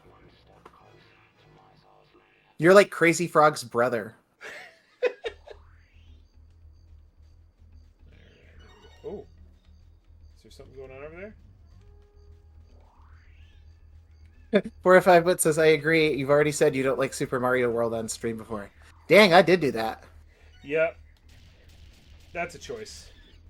Damn shame about how right I am. Mm.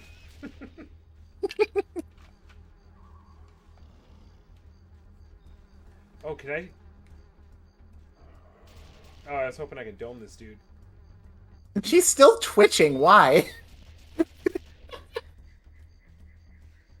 This game's tone is really funny because I can tell it's like meant to be a little ruder than your average N64 game, but like everything still looks like a Saturday morning cartoon.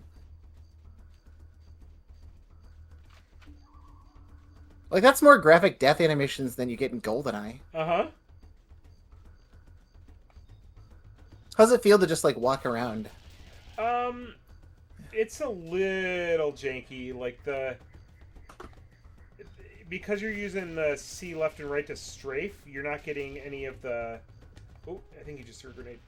You're not getting any of the, like, camera control. Yeah.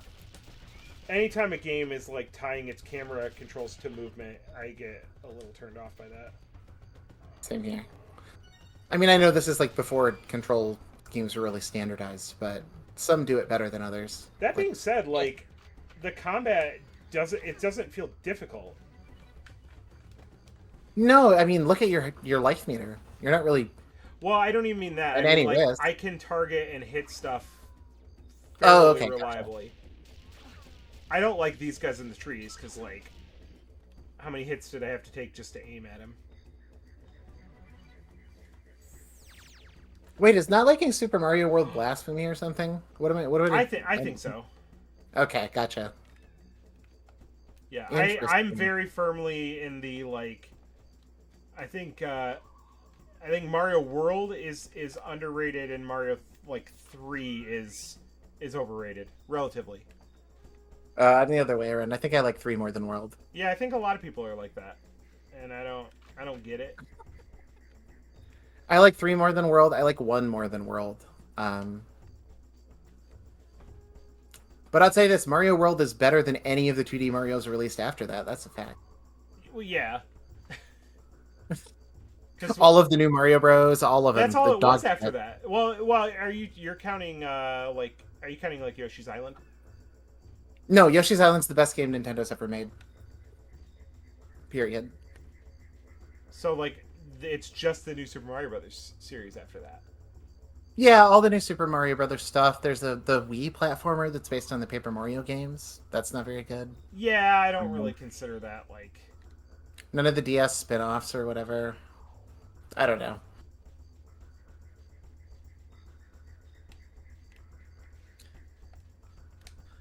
There's like stuff in Wonder that is encouraging. I don't know. And I don't like any of the 3D Mario's past Sunshine, but I will say this: I don't like 3D Sunshine. Mario. I know you don't. 3D Mario Land on the DS and the Wii U are both very good. Yeah, 3D Land is probably like it's probably tied with Mario World for my favorite Mario game. Yes, I think 3D Land I like more than Mario World. Yeah. I think 3D World is it could have been a good game if there were no cats in it. It's weaker than the first one. That's for sure. But like when I say I don't like Mario World, it's not like I haven't played through it 9 billion times. It's like an 8 out of 10. It's good. Mm-hmm.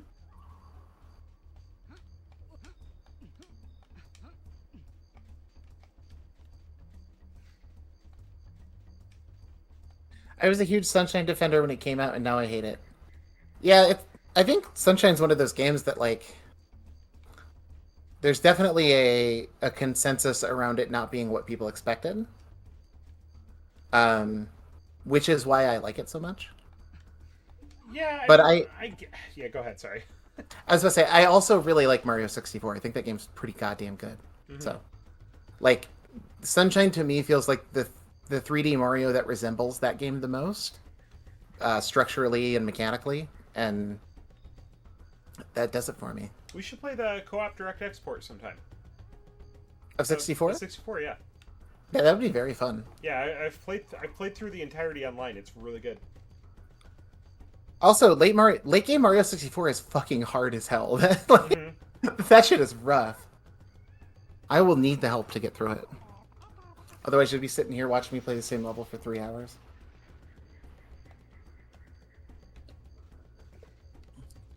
Am I getting... Oh, Juno can't open the store. Okay. We could probably move on. Yeah, this doesn't seem bad. Yeah, it's alright, but I don't think that it's, like, something you can really just, like, stream in a short session and get anywhere. I think that I'm getting 3D Zelda vibes. And I don't know if that's accurate, but there's still the same sense of, like, bigness and openness. And... Yeah, but now I'm a slippery snake. Oh, that's cute. I like that.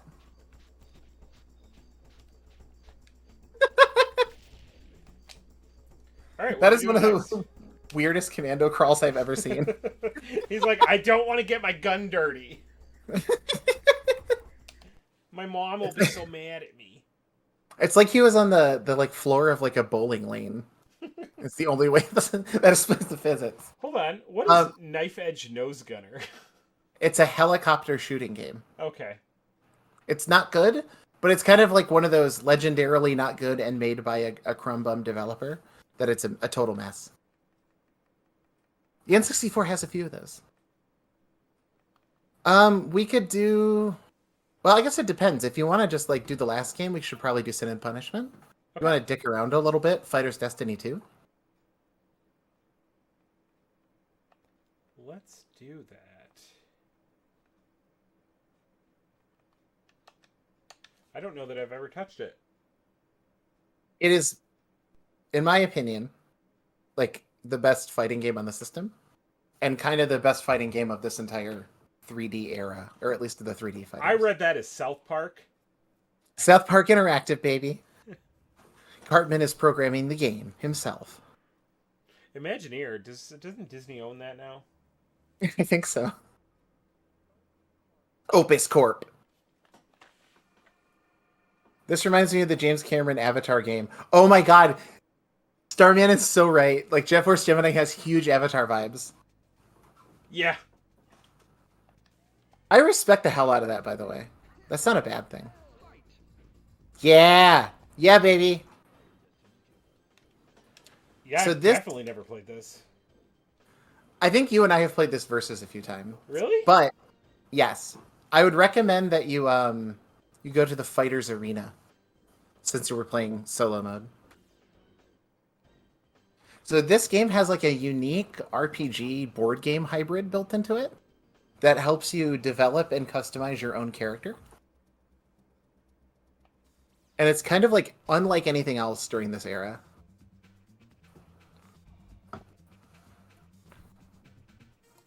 These 3D renders are beautifully whack, too. Yeah.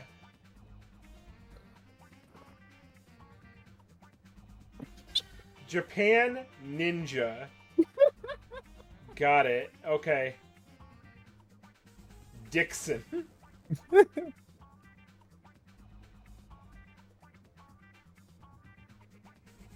Where? Oh, Mei Ling is character in Metal Gear Solid, isn't it? On the codec. Is this in universe? God, I hope so. This game is called Fighters Destiny 2, 4 or 5 wits.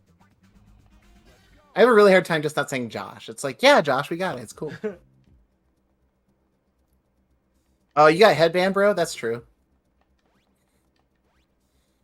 Saw keyboard. Oh, I didn't see that. I was. That's even better.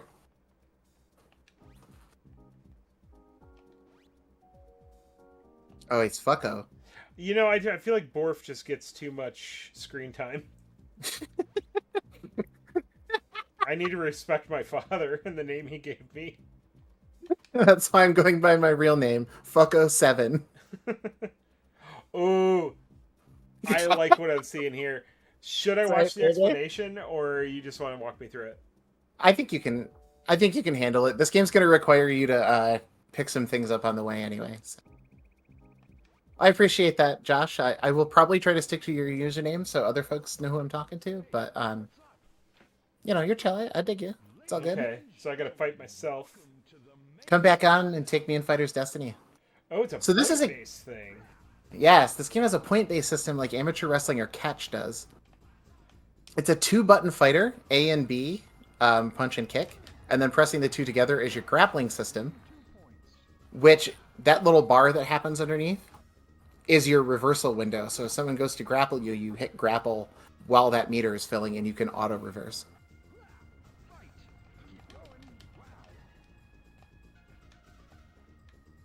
And there are down to forwards and inputs and stuff like that too.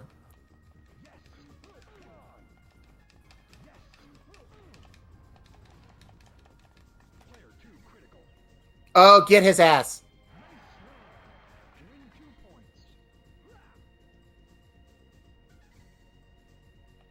Was there something else I could have done there with that stun? I think I think maybe a knockout would have gotten you 3, but you got. But I only needed 4. Is there a benefit to getting more than I need? No, not at all.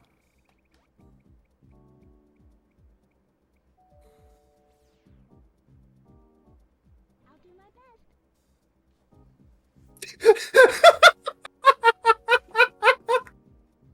best. That kicks ass.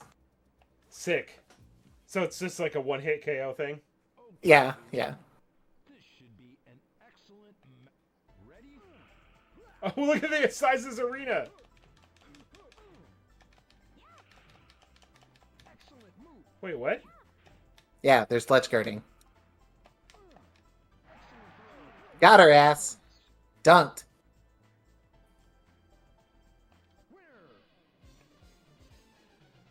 There's a full-on grappling system from when you're hanging from a ledge, because you can snatch people. That's great. Yeah, this game has a ton of stuff that just does not exist in other fighters. It's kind of cool. I feel like Soul Calibur tried some of this. For sure, that's true. They had like dungeon modes and... I am ready for another fighting game with a point system. Ready? Fight.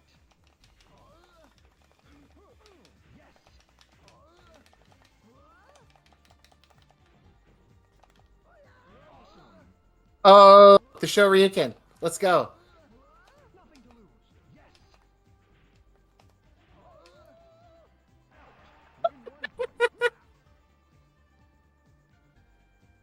Sick.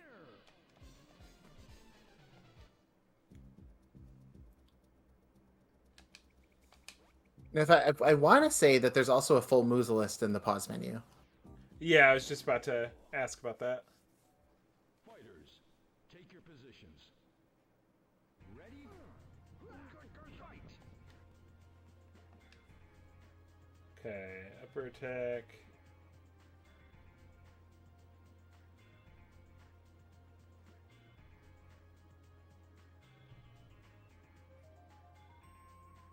So jump over will have you like pole vault the other person and go behind them. Uh-huh. You can leapfrog them. You have a bunch of different grapples, so different angles give you different clutch approaches. While opponent is giving side, that seems like some Urban Dictionary type TikTok lingo. It's giving side hold, bro.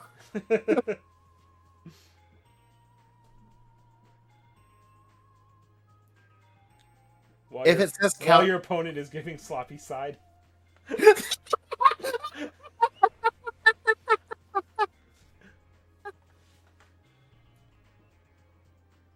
If it says counter, that means you have some super armor. Okay.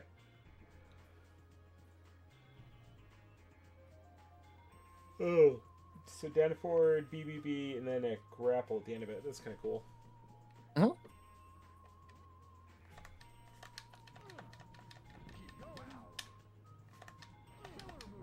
Jaime says, did they look at Virtua Fighter and say, can we make it more realish? Kind of, yeah.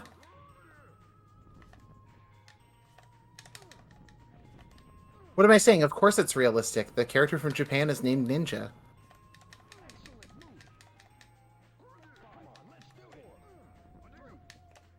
Ooh. Judoed his ass. Couldn't get that combo to work. Maybe I wasn't close enough.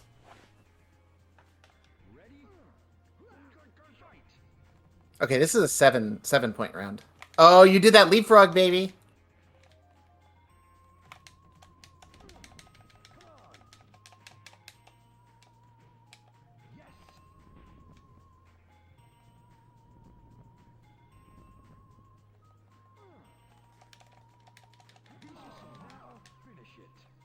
Holy shit, that was sweet. Oh, okay.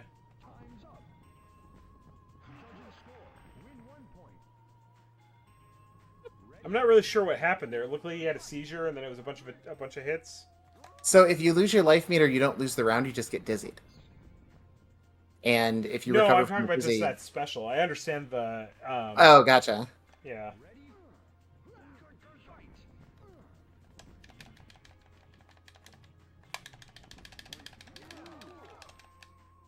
Oh, it's like it's buffering the input or something. That's kind of wild. Oh. Got his ass. Okay, I'm gonna get that because I'm doing it too many times to get the grapple. Oh, gotcha. Okay. And I think the grapple ends on toward grapple and not just grapple neutral.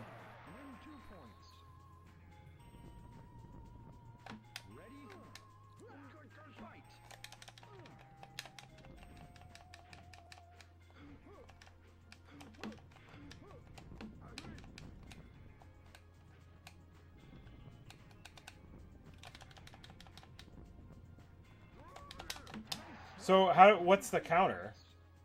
Just hitting A and B while you're in the meter. Yeah, I feel like I did that. In this mode, you might not get it automatically fired because of the stats. Ooh, nice combo. Get stuck. That was sweet.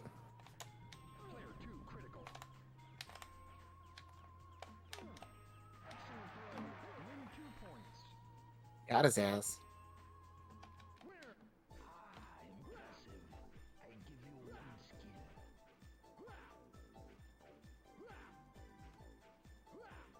So every time you beat the master, you will add a combo or a special onto your move list. Okay. And then after you're done in this mode, you can actually save this character to a controller pack and play it against someone else who's doing the same. That's pretty sick. It's like literally the Mortal Kombat model, but 20 years before those games were developed. Fantastic. Say the problem is there is a little problematic trans representation in this game, but oh, there she is. Yep.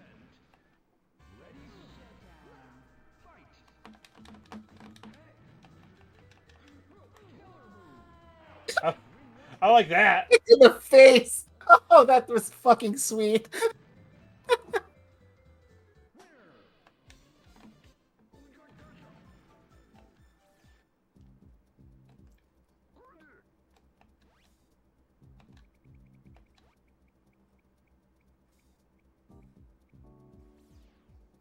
ready. Fighters, take your position. Ready? Fight! Master Chance means if you win this, you get to see the master.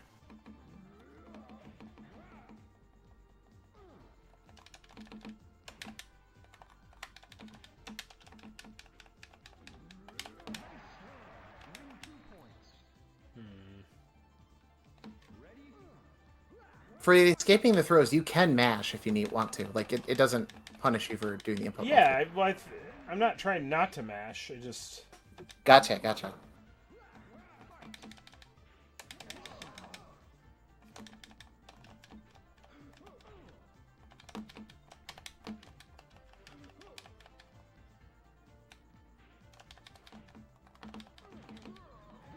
Oh, fucking knocked his ass out. Jesus. That was sweet. I don't know what I did to make that happen, but... I know the spark effect means that you did a counter move, which means you had some super armor. Okay. But also, you just stuck that dude in the jaw, and it was sweet. Fantastic.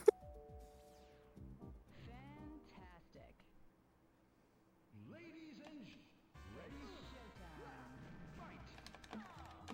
Come on, let's do it! Oh! Oh!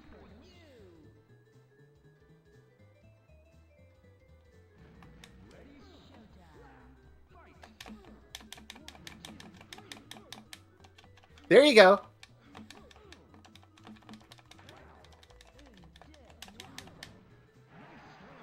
Nice. Throwing seems really powerful. It is.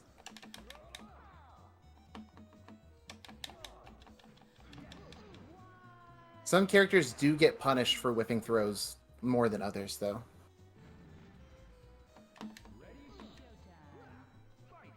These camera angles are so wild for an N64 game. The fucking overhead shot. Yeah, for sure.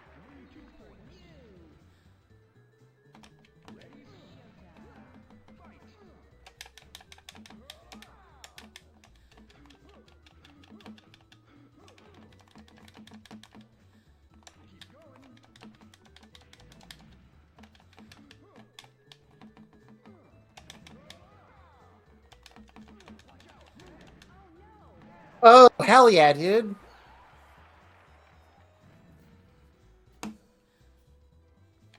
That was sweet. I want to get this rear throw. It's just like...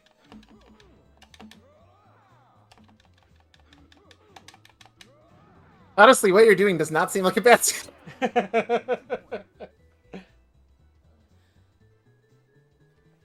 That's how I want to go.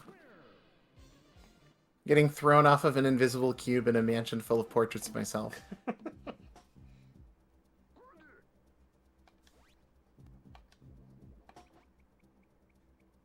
What? What does that mean? I don't know. I don't know if I've ever seen that. Gentlemen, welcome. Ready? Fight!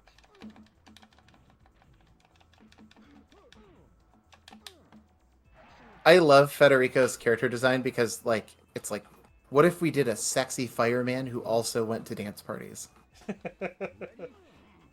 Why could he not escape there? My God! Some throws aren't escapable if you hit them at an angle. Okay. Like, if you approach someone from the side, it clocks at us different. Is there a way to strafe? I want to say there is, but I'm not sure.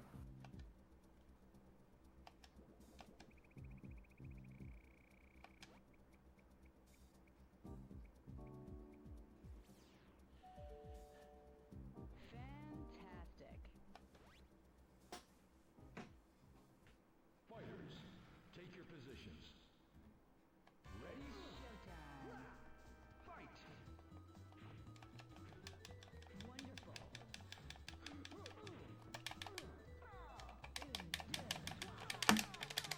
Oh shit! Jesus. I didn't like that. No, not at all. Didn't help that I hadn't seen that prompt before, so I was like, no idea what I'm supposed to do with this. 45 Wit says, I like the board game aspect. I think the board game aspect is pretty cool. It seems like... It seems unlikely that I would keep rolling so low, though. That I wouldn't just occasionally get a high roll. That's true. You've been kind of stunted out. Ooh. I don't like getting countered. I don't like it. Not at all.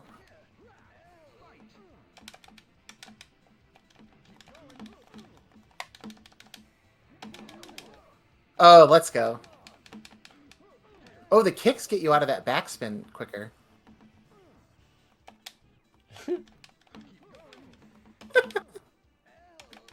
Oh, come No! on! No!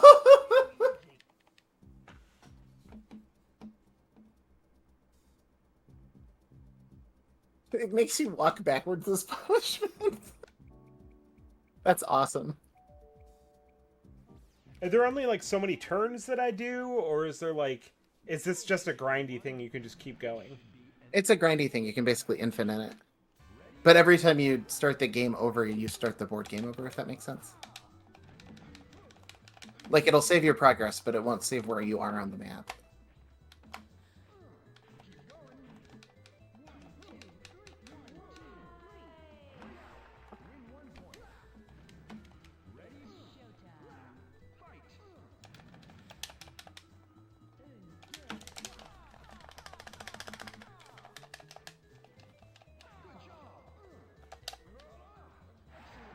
Got her!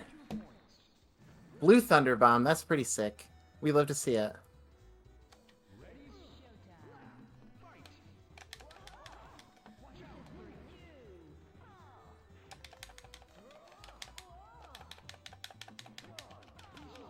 Oh my god. Oh shit, you got the clock.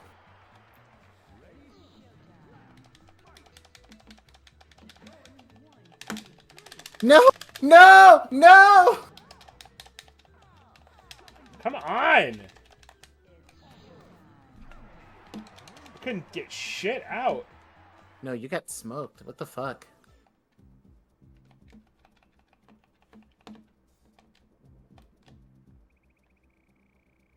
The only guide on game facts from this game is written in 2008. Man, people slept on this thing. Hey, I rolled another one. Like, what the fuck is happening?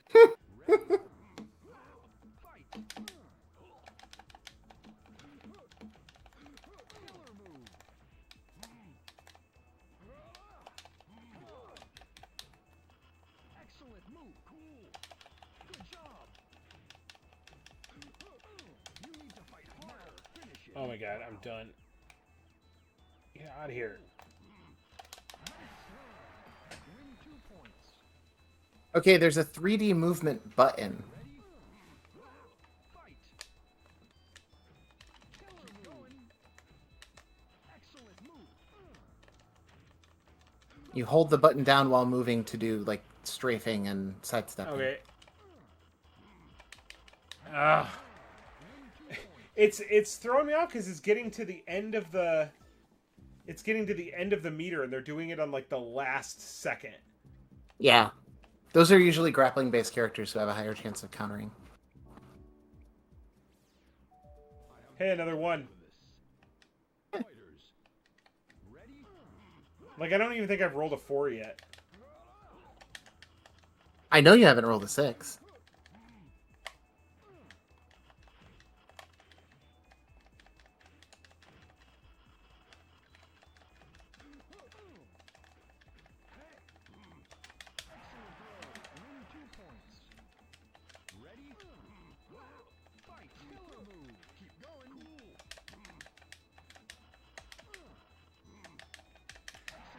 Ugh.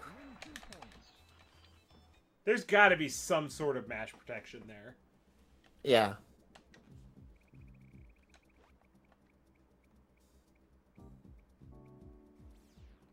I have no time for this.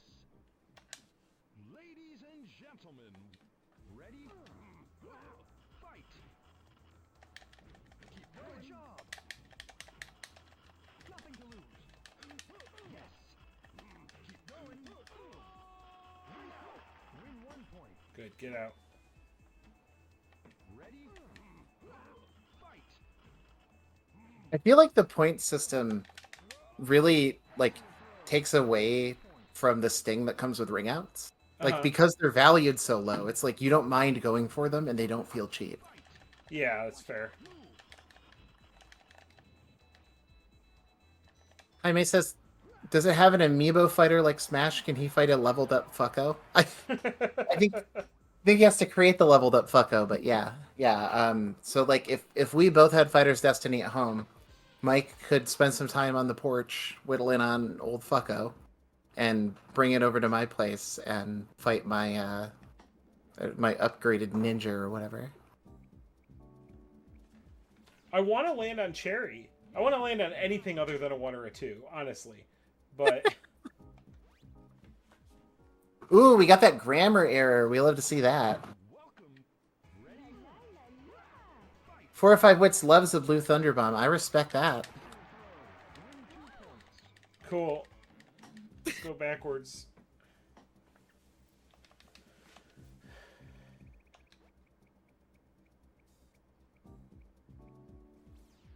Hey, there's a 4.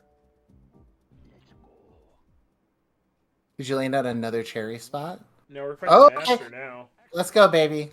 You've earned this.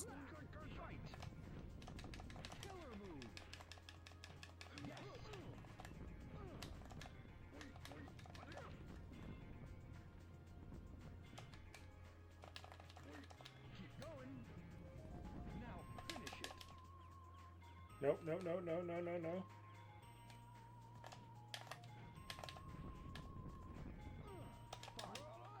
Get his ass. Ugh.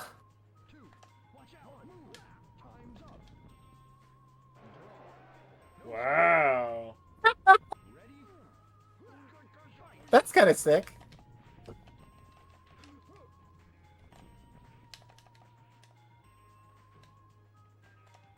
I don't know if I've ever seen a points tie. Oh, when you play at this level.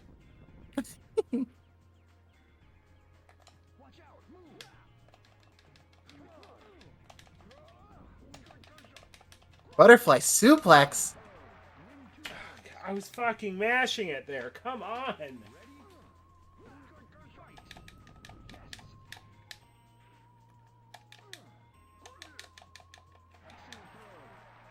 Damn. I expected it, so I'm sitting here ready for it.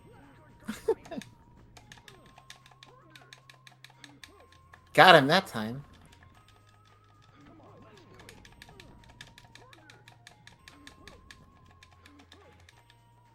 That is getting stressful every time you go for the throw. I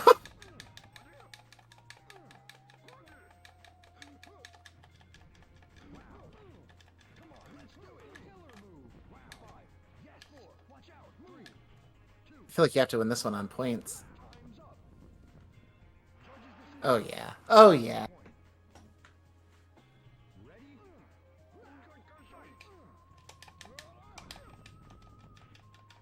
That one just looked like he had a little bit of back pain. Wasn't down to do it. No suplexes today, brother.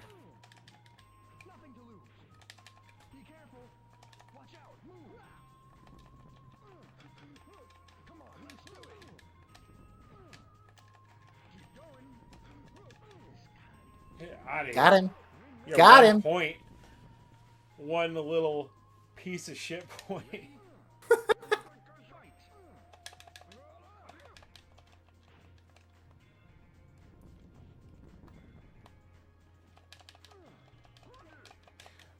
I wasn't even trying to throw.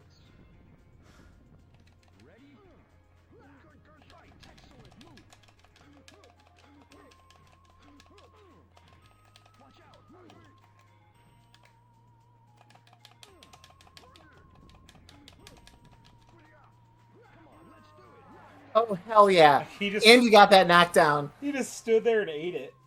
I think he was in Blackstone. Or Recovery, rather. I like the shin kicking strategy. That's smart.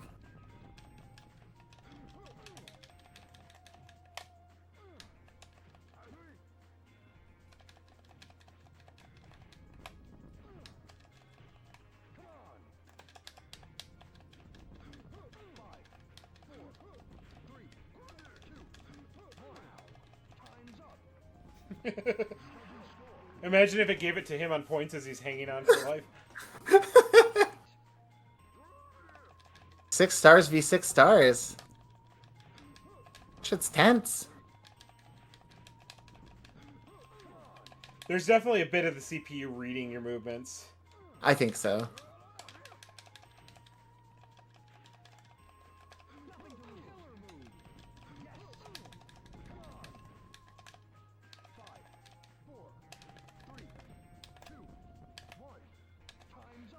Ugh. Oh, baby! Let's get it! 4 points! Big money ballin'. Loser!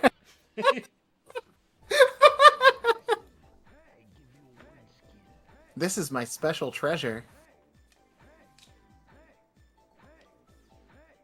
Give me more than a C, come on. That old man is hating.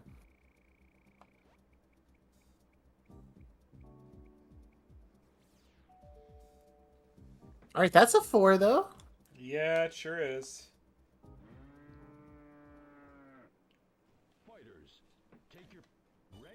Yeah! Okay. Hidden character time.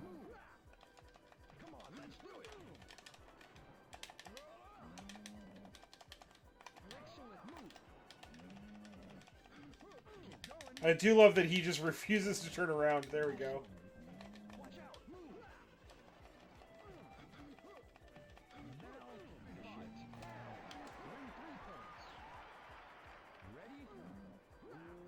I gotta say, adding lens flare to your N64 fighting game, like, y'all were in your bag. Good for you.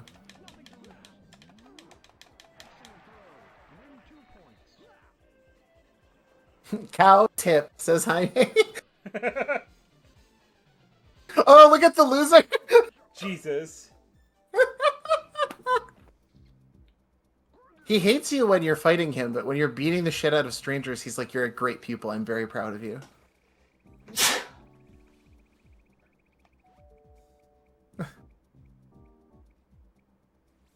Hey, a 5.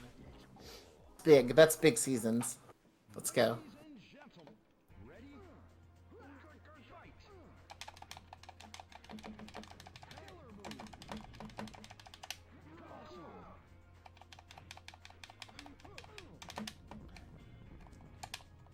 I'm gonna be honest, I'm kind of worried about the Master. Every time you see him, he's in a tomb. Mentally, that's not good for your health.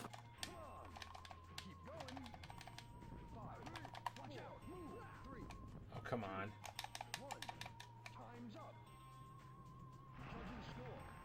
On points, you are just wiping the floor with just Jamoke. He doesn't do anything. Ooh, he tried to German suplex your ass. I think they're now. It's like now that I've kind of figured it out, the throw counter is like a little too easy, maybe. I think so, yeah. And then I'm just not watching, and he breaks my neck. Cool. I think in versus mode, you have a tendency to get dizzies more often than throws.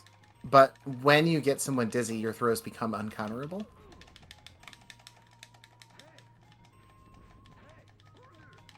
Ah.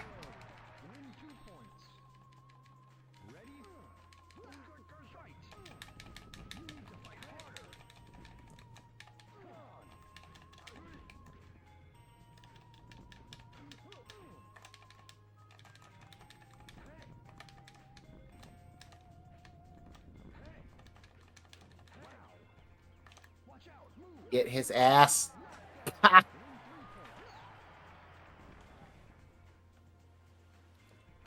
let's go. That felt good.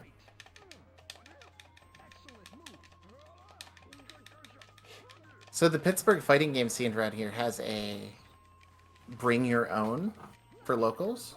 Like if you just want to like set up a game and have people swing by and play on it. Mm-hmm. And I feel like bringing this shit to a fighting game would be, or a fighting game tournament or whatever, would be so much fun. Oh yeah.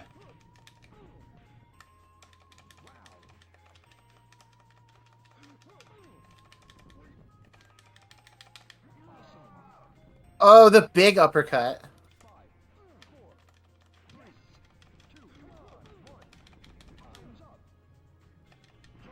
Points. Ugh, he only has 1 point though. If I could get a throw, we'd be good. There we Oh go. shit! You surprised him. He got the little exclamation point above his head, which is kind of like you getting a crit. Sick. Is it just a random chance? Mm-hmm. A C, you beat his ass. Yeah. He's like, I give myself a D.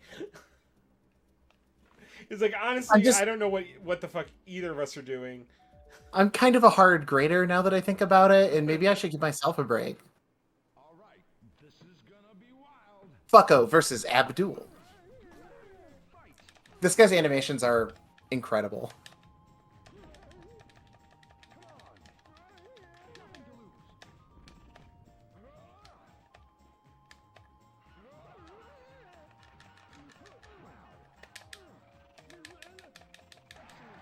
I countered that. Get the fuck out of here. Of course, I am playing through a capture card.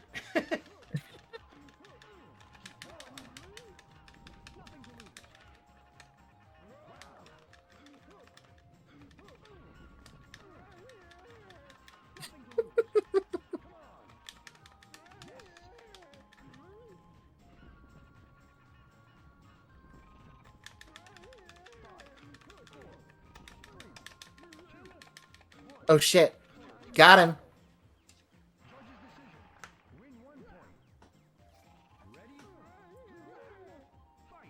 That's right, Jaime. Jaime says, is my man in a Speedo and a crop top? He sure is. He's also a master of snake-style kung fu for some reason. Oh, Wow, fuck you, Bachman. Jesus. Alright.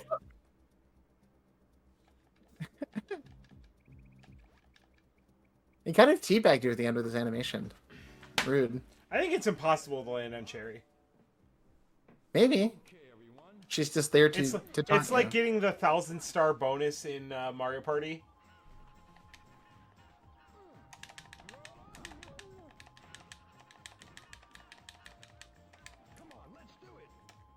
Speedo, crop top, and Uggs. Those are big old boots.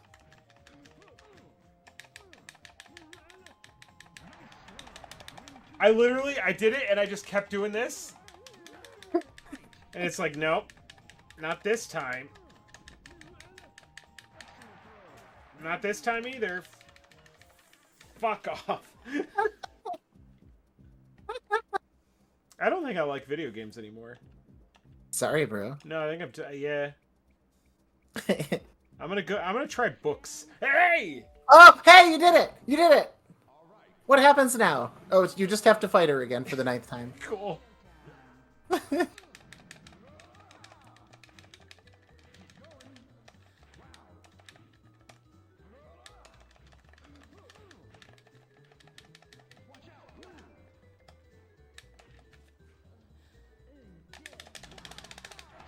Ah.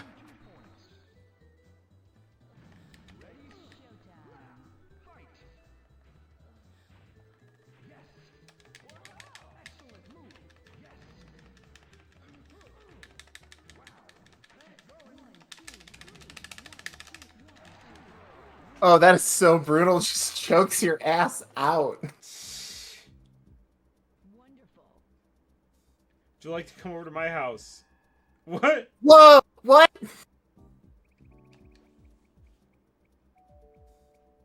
Oh, she put you in purgatory, bro. Ladies and gentlemen, welcome to the main event. Ready? Fight! Killer move! Oh, that clown fit is extremely N64 textured. What did he hit me with? Unblockable. I mean, yeah, but like, I think he just did a bit spin around in a circle. this is my unblockable. Well, no, that's not even an unblockable. But like, I feel like all my big moves have this huge fucking wind-ups. No, you're probably right.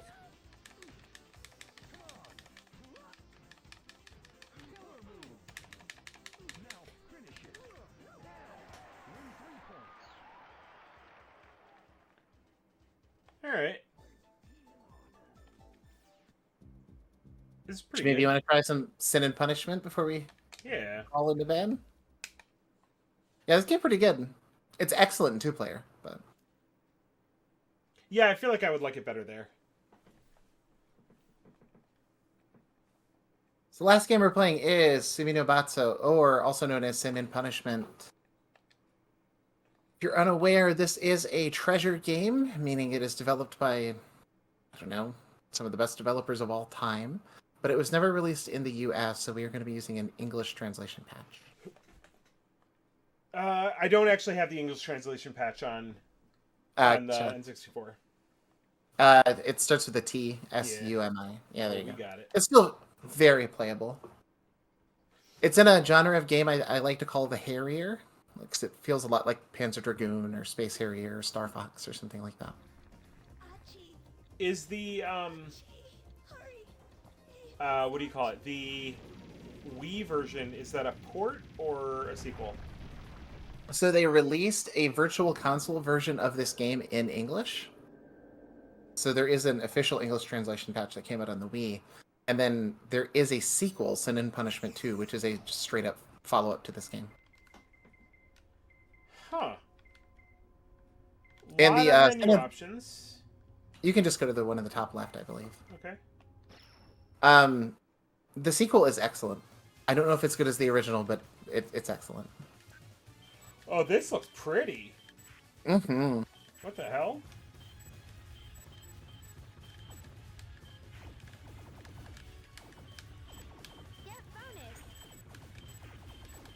You also have melee attacks when stuff gets close.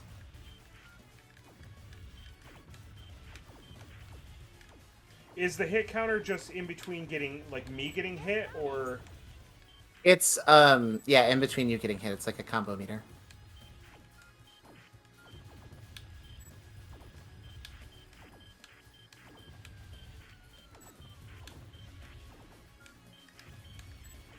I mean, honestly, if you wanted your game to look good, you just, needed to figure out a way to put it on rails. Yeah, kind of. I mean, it's hard to argue that, the Panzer Dragoon games aren't the best looking games on the Saturn, for instance. Is this bullet hell or rail shooter? I'd say it's more rail shooter than bullet hell. Yeah, I you don't playing... appear to be moving around on the screen. No. Although Starman asked if we're killing cicadas, and yeah, it's like a game where you kill a lot of bugs.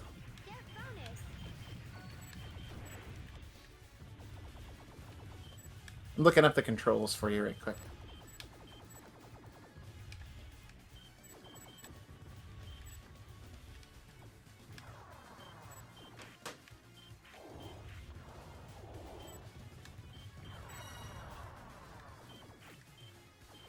So if you get a 100-hit combo, then you get an extra life.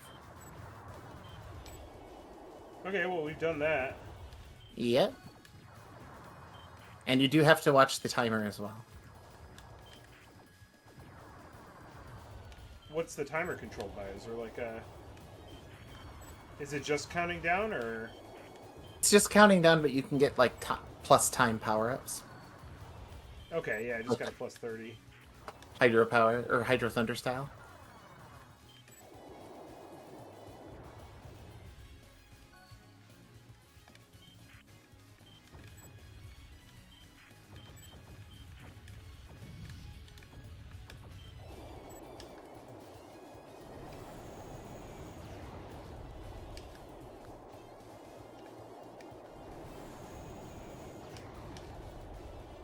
know if this dude's gonna attack or just, Okay, guess not. What's the lore of this game? It's a treasure game, so it's largely completely incomprehensible. But basically, post-apocalypse, bugs are invading Earth for some reason, and you're I don't know, Evangelion-style kid that has to kill them all, but is also depressed. You know how it is. It's just like working at Subway.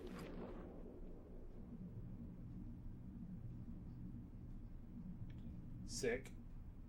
Alright, so you ready for the controls? Uh-huh. The A button toggles between two aiming types, manual and lock-on. Okay. The control stick moves the crosshairs of your gun. The control pad moves you left and right. To roll, you double tap left or double tap right on the D-pad. And you can use that to dodge shots.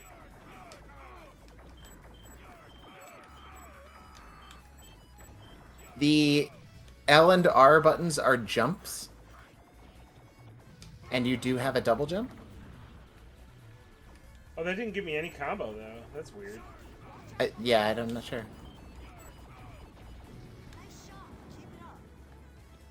Like, you would think, like, just killing the guy...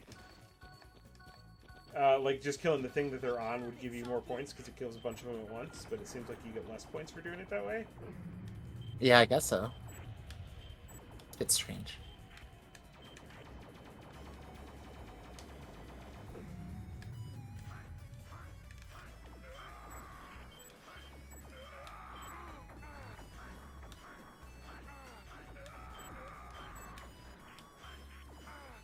Is it like... The irony... Is it like every 100 I get an extra life, or what? I believe so, yeah. Watch it. Oh, yeah. So in the sequel, they add the ability for you to deflect bullets and missiles by swinging a sword. Just sweet as hell. Yeah, I like that.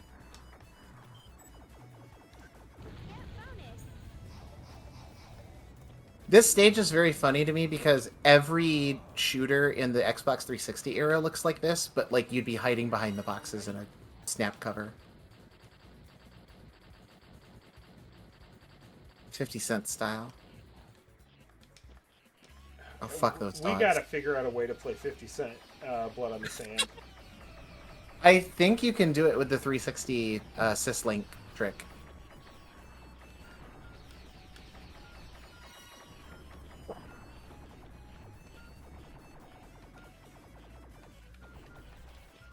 Oh, there it goes.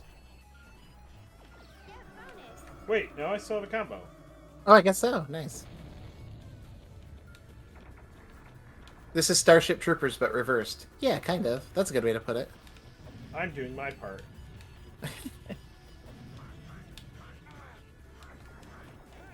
You said there is a melee? That might be in the second one. You might have to focus on rolling for dodge. Oh, double tap. Okay. Yeah.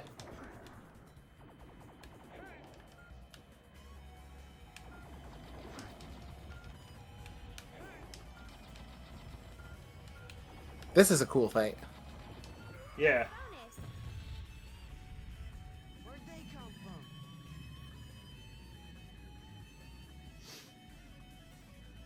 Iron, cover our backs. Don't tell me what to do. Oh my god, just... You can jump over those. What's jump? L or R. Oh, And I don't like that positioning. You have a double jump as well. Oh, I hate the way that feels.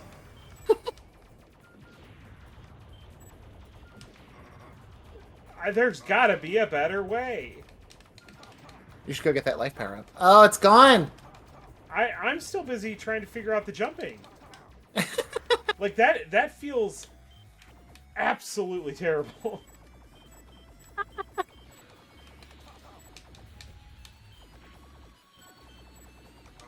Nice roll, nice roll.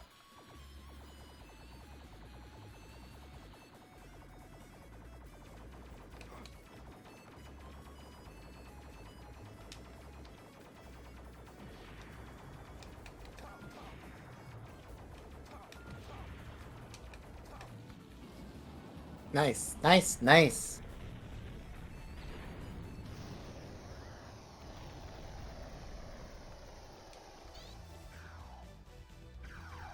Those particle effects are ridiculous. Mm-hmm. This game, it feels like it's getting away with so many things. Like, visually. Yeah. Yeah, the ship design, it's like, it's clearly just like, some parts of the ship are just like two-dimensional polygons slapped into locations, because they're like, you're never gonna see this, it's fine. Oh, the dialogue's in English. Hmm? Yeah, the English translation is only for, like, the menus and then some of the subtitles.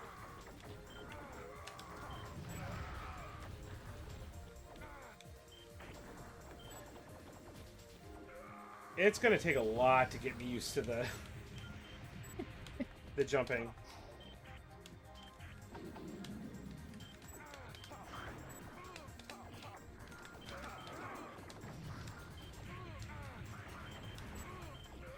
Are you ready for some fun trivia about this game? Sure. This is one of the few N64 games that supports you using two controllers in order to control a game. Okay. So you can use two of the controllers plugged in, and the left analog stick will be for moving your character, and the right analog stick will be for aiming. That's good.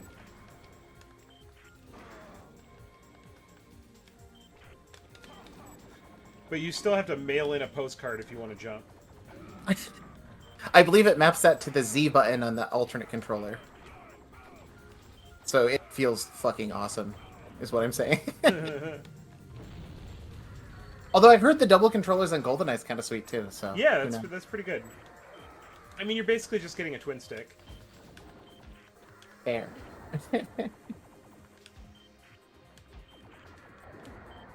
Also, this game has one of the funnest post-game unlockables I can imagine. Okay. Which is after you beat the game on hard, you can unlock turning off frame skip. Oh, so does it just end up playing in slow motion, or what? Yeah, yes. That's pretty Yes, good. yes. You can play in super slowdown mode, and you can also unlock a turbo mode, so you could turn the frame skip off and play in turbo, and it would basically play as like a bullet hell version of the same game.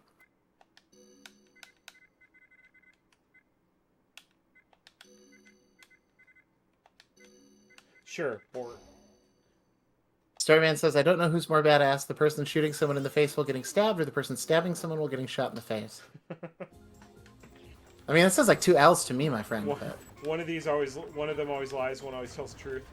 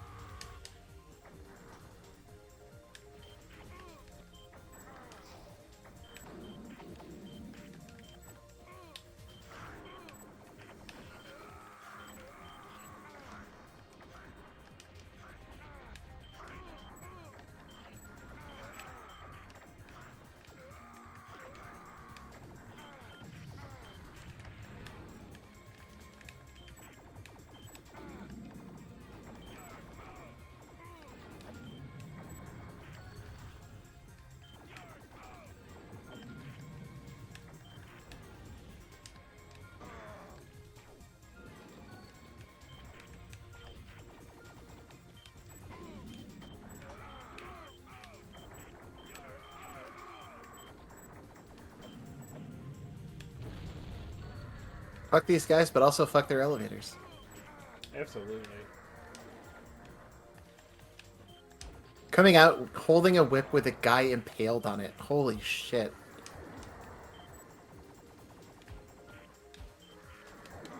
Come on.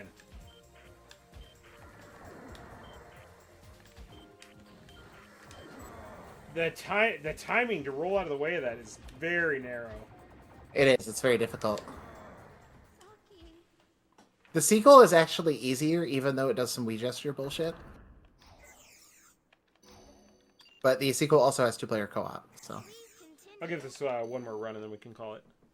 Sounds good.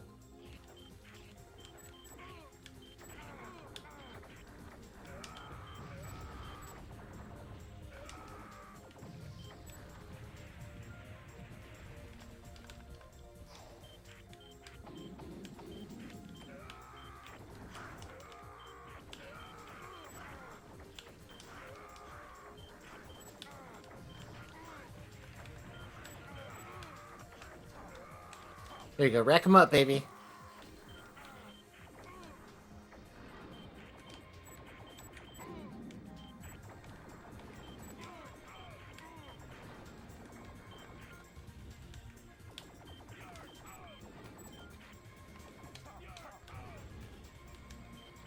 I think the only way to get to the boss or to get to the boss without running out of time is going for the elevators first. Is what now? Shooting out the elevators first as opposed to the individual guys. Oh, I didn't realize that was changing anything. Yeah, well, it's just if it'll scroll if the elevators are destroyed.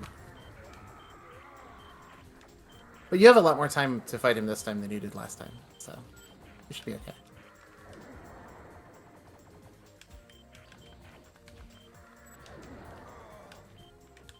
Okay.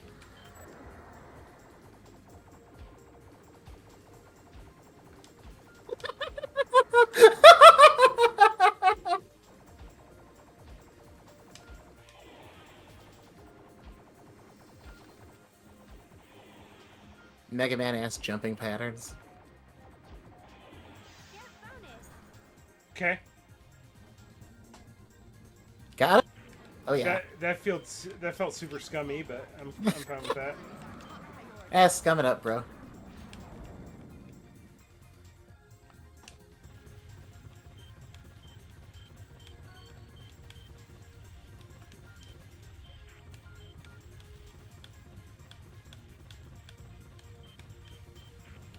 We're playing Guitar Hero and a Treasure Shooter.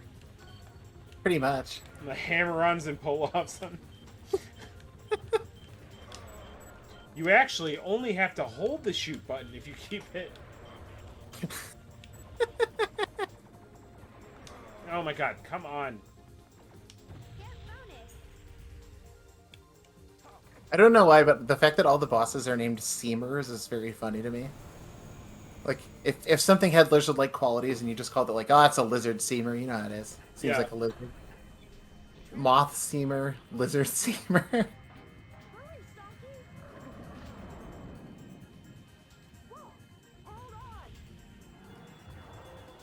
Also, Nomura has nothing to do with this game, but the main character does have Nomura shorts.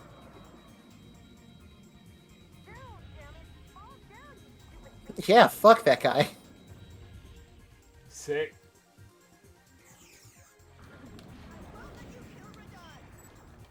Oh, I gotta be jumping over these. Okay. Okay. Roll under that, I guess.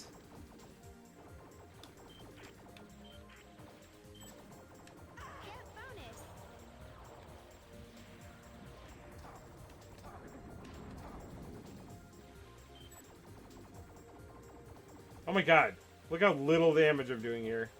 You're not doing any. I think it's got a shield. I think you need to, like, sidestep around it. Oh, how do I sidestep? Have you tried rolling? That might help. I can only roll left or right. Which Oh, is yeah, that's true. straight at it, or... You notice it's just bouncing off, right? Yeah, I get that, but, like, he doesn't Yeah. seem to jump up enough for me to get behind him. Oh, that might be it, yeah. Well, see, that's not working either. Yeah, that's strange. I feel like there's an obvious way to do it, but I'm missing it. Oh, there he is. Get his ass off. That's sweet. Oh, alright. Alright. Yeah. Okay, well, that's clearly what you have to do.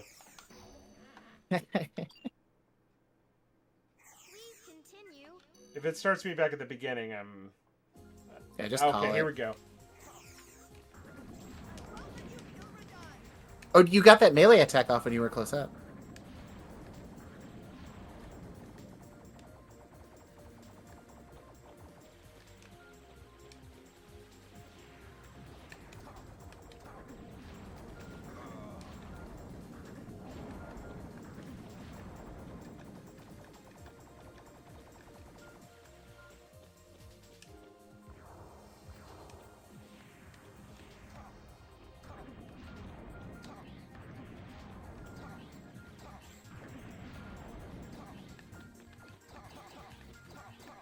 Did you find the melee? Yeah, I just have to release it and press again while I'm close. Oh, gotcha, okay.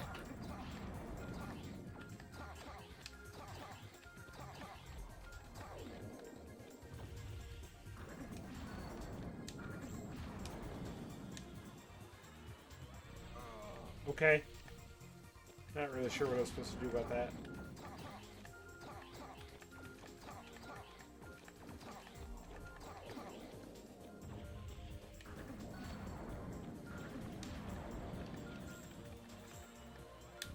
Yeah, I don't know where I'm supposed to go.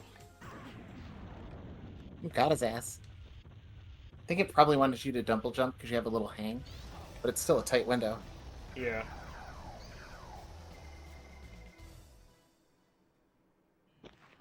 My research materials.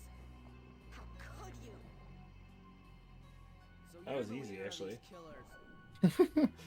Kachua, stop. He's one of the rebels. Let me take him. Cool, yeah, it seems like there's some lore here Now's our chance to use the power of that I'm not the smart enough to decipher. So this might be a good time to end it. Catch me standing exactly like that while I'm at line to the grocery store. This Oh, fight yeah. is crazy. Oh my god, what is this? This rules. This rules. Just throw a bunch of dudes.